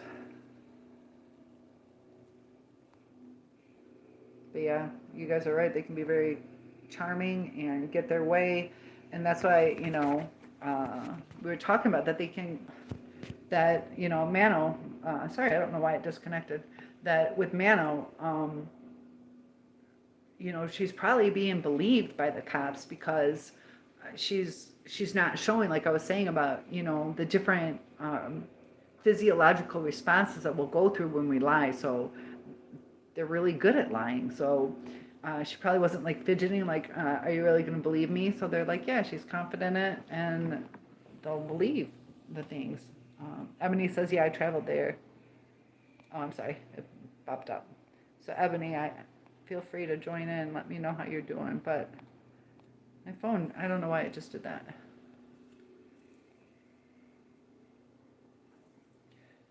Millie, did I miss this one? I can relate to that, man. Oh, he said this other woman I knew was a narcissist. Okay, yeah.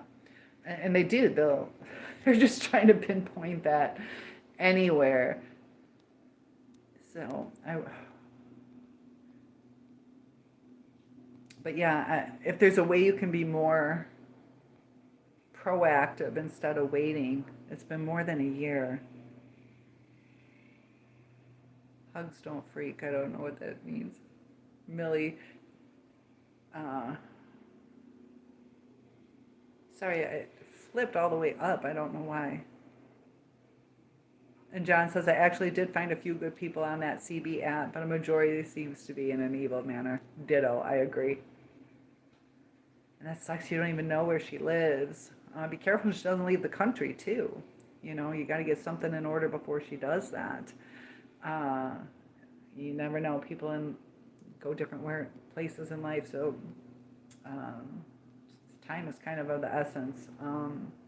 Get something filed so she can't take him out of the country. And Millie says narcs are very clever and charming.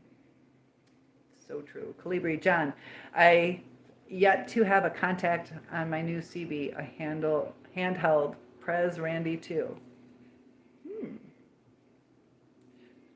And you haven't had a contact, so maybe you guys can connect. Don't you have to be within a certain range? What is it, 5 miles? I don't know. Millie says, I'm fortunate none of my kids are his. Yeah, sometimes it's a blessing. We're like, in the beginning, we're like, I wish it was. And we're like, no, I'm glad that wasn't. 11, when she left, her solicitors got involved, and they are in front line. I already filed for child arrangement and still awaiting before they process the application.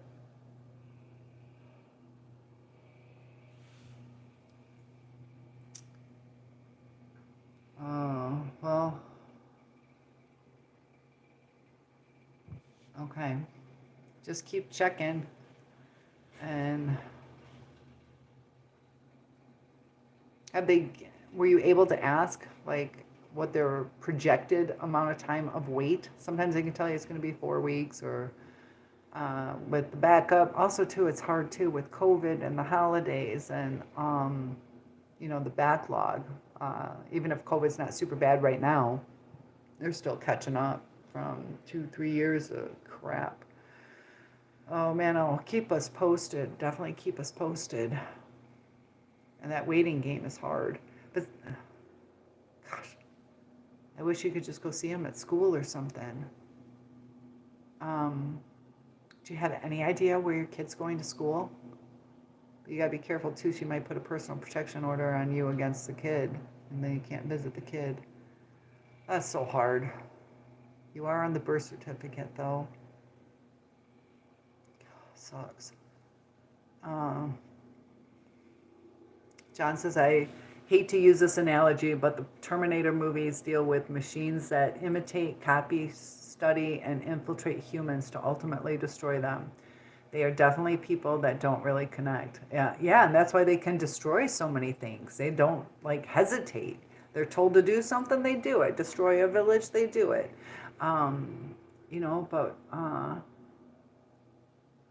one thing that deters people is their emotions. And Millie says, one of my biggest fears is these human-looking bots.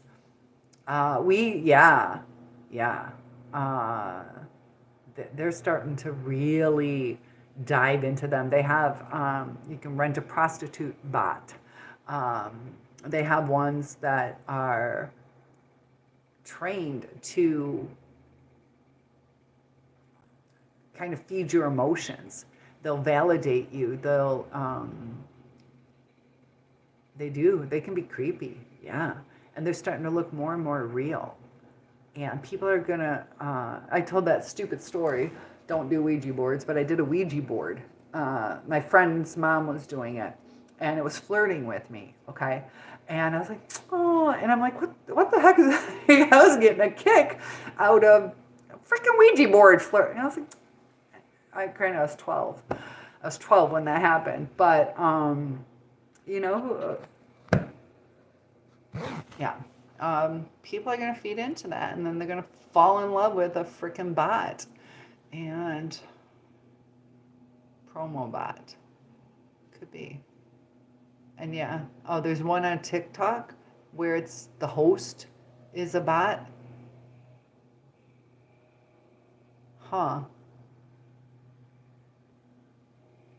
Because I've seen some, but technology is amazing. And also, too, have you seen those babies? They have certain babies that look so real. They know how to make things real looking. Millie says scary, LOL, but I think we all have done it at some stage. Yeah, a lot of us definitely. But it was weird. I was like, aw, this giddy little girl, it likes me. So stupid. But that feeling came over me. It was stupid, but narcs had that emotional capacity of a youngin. John says, my feelings are that a narcissist is also afraid to show real emotion I think some can feel, but don't have the tools to express it in a healthy way. They do feel. They do feel. And you're right, they don't express it in a healthy way. There's different levels of narcissism, too. So they can enjoy things. So when things are enjoyable, they'll enjoy it until something, and there's different levels. Like some of them, they just need that chaos. They need to pick apart things. They start focusing on the negative. Once they start focusing on the negative, they start feeling sorry for themselves. When they start feeling sorry for themselves, they have to like take it out on you. And I don't know. So Millie, how do you think you're going to proceed? What do you think you're going to be doing with this? You know, the counseling,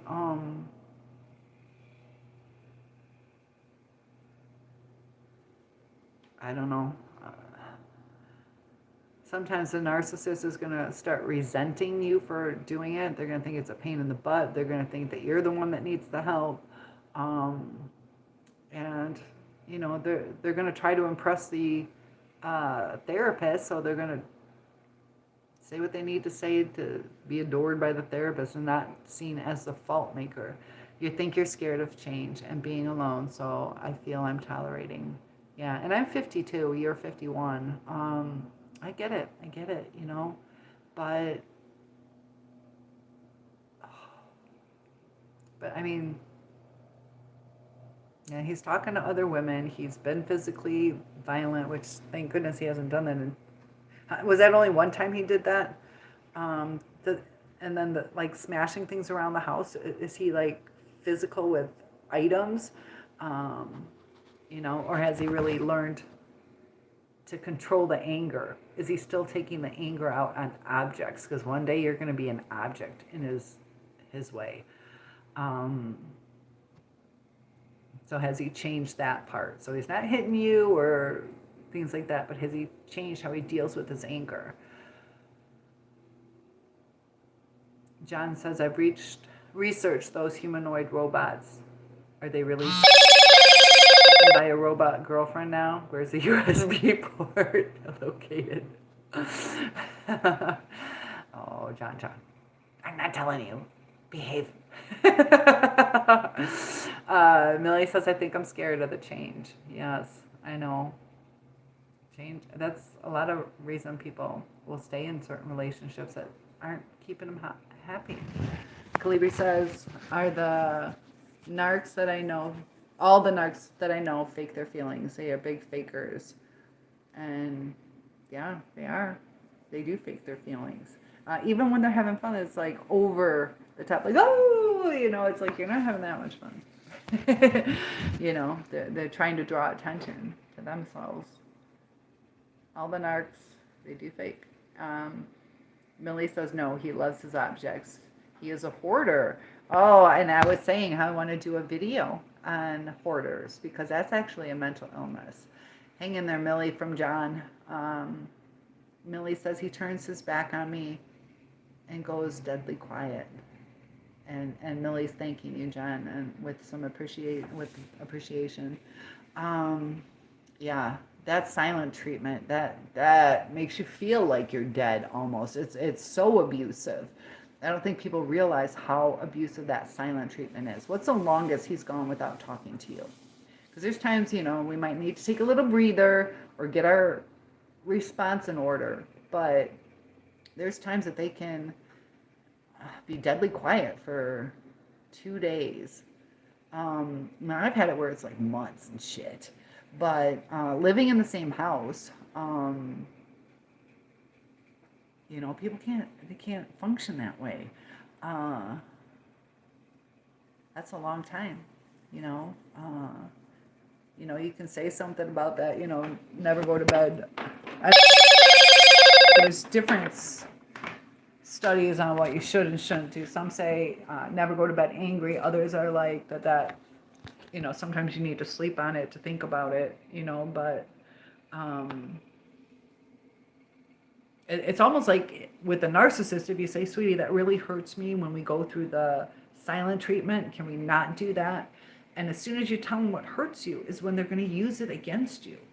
Um, they're so hard to communicate with. I always have to be the one who gives him a cuddle, and I'm guessing that's what he wants. Could be. Yeah, he's learned. And you know,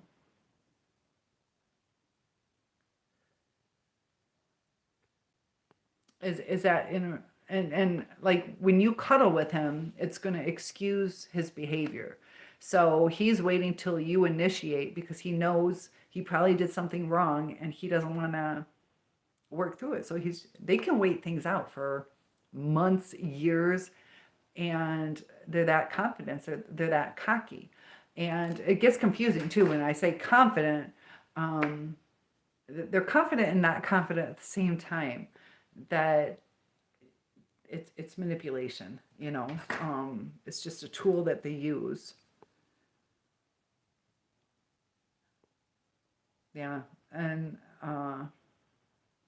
yeah, you know, and this is the thing too. Like if you were to go up and give him a big snuggle cuddle, um, you can, you know, proceed and go on about a nice time, maybe a nice couple weeks, but it doesn't deal with the problem. It doesn't deal with the issue. So it's just going to keep repeating.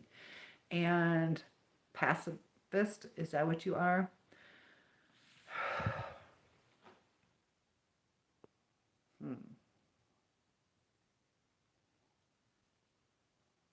Kinda. You also, yeah. If you give in, you're enabling him. Kinda. Yeah, I could see that, Millie. Yeah, because sometimes we need to stand up, you know. Uh, but it's hard with, you know, yeah, it's pretty much a pacifist, you know, and because of that, it's allowing, it's also enabling him. Um, there's another word I'm trying to think of it, but words are hard. Yeah, I'm trying to think. Well, passive. If you're thinking about passive, um, pessimist, optimist. I don't think those are the words you're looking for. You think he likes that? Um, yeah, he definitely does. He definitely does.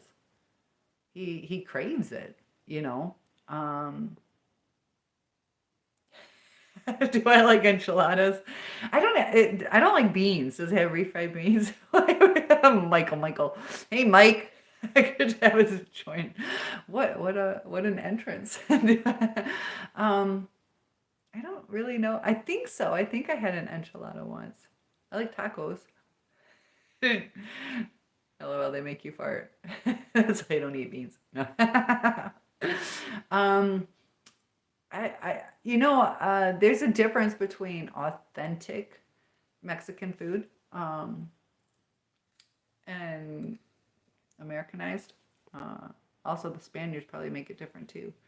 But I like queso without just cheese. I don't really necessarily like the salsa added to it. Do you like enchiladas? I answered you. If I knew what they were, yes, I do. I think I've had them. I'm very basic as far as like the meat, cheese, and like the tortilla and some lettuce. Very basic. And I could go for some sour cream. Kaliwi says, is it true that the Narc family knew what the Narc is about and just support them? We have a niece and her aunt. The Narc in the building, they are both weird. The situation might be sort of midlife crisis or depression or feelings of unhappiness. Empathy is blocked then, and black and white thinking, discovery of just a friend, and a lot of confusion. Yeah, and that's the thing.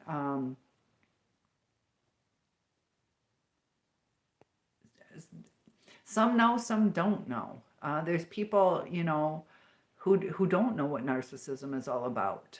They can see that maybe they don't have the right kind of actions or responses, but they can, you know, put it off to, like you're saying, a midlife crisis, or they might know something in their life that, caused them to be depressed, whether it was, loss of a job, or they just broke up, or whatever. So they can relate it to that. Also with the narcissist, they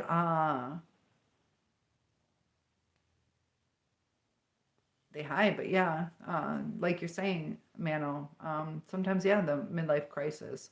And when the empathy is black, perfect, that's the black and white thinking. And you are exactly correct. A lot of people don't put it that way. But as soon as that empathy is gone, that's the black and white thinking. And it can happen to us too, you know. If you shoot my kids, uh, I don't need to give a fuck that you're hurting. That kind of stuff where now, you know, uh, and then sometimes two people at court will have some empathy and forgive the person, but doesn't mean they're going to be around them. But that's where the empathy, when it shuts off, you got black and white thinking. And part of that is like our self-preservation too, you know.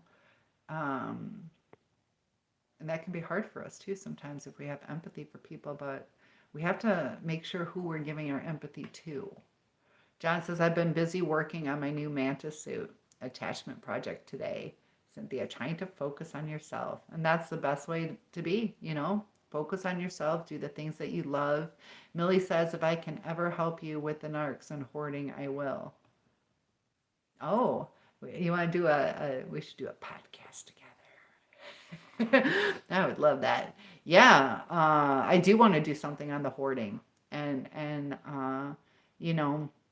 it's them trying. They have some, and that's interesting that you brought that up. So the more that we talk, the more we understand the full scope of each person, because it could or could not be narcissism. It could be a different kind of mental illness, but little clues like that can show you who the person is, how they're feeling.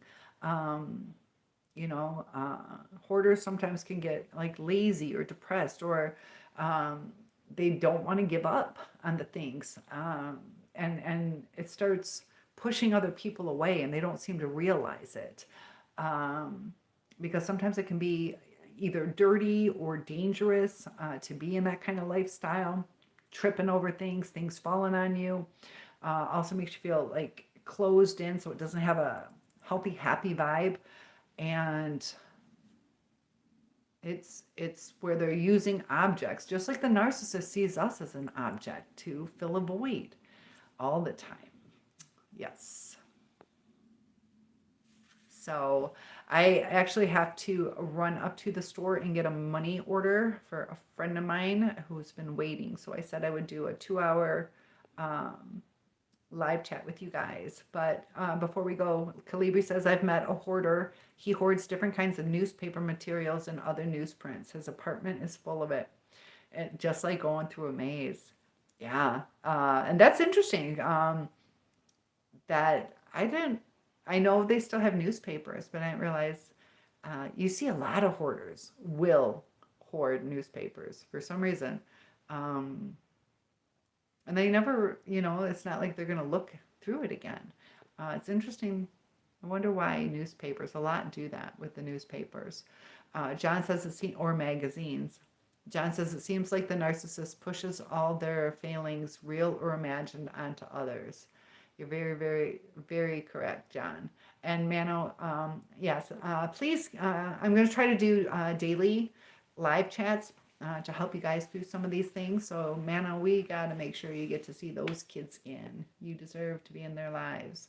So, lots of love to you guys. And always falling over something sometime. So, yours is books he never reads, CDs and tools. Yep, there's so many hoarders out there. We'll probably talk about that tomorrow. So you guys are welcome, and lots of love to you guys. Thanks for joining, and I will see you soon. Kaliwi says, there's another one who hoards books. Tons and tons of books in his place. I have a friend who does that. Yeah, part of it is just their comfort, And yes, we enjoyed meeting you too. See you guys soon.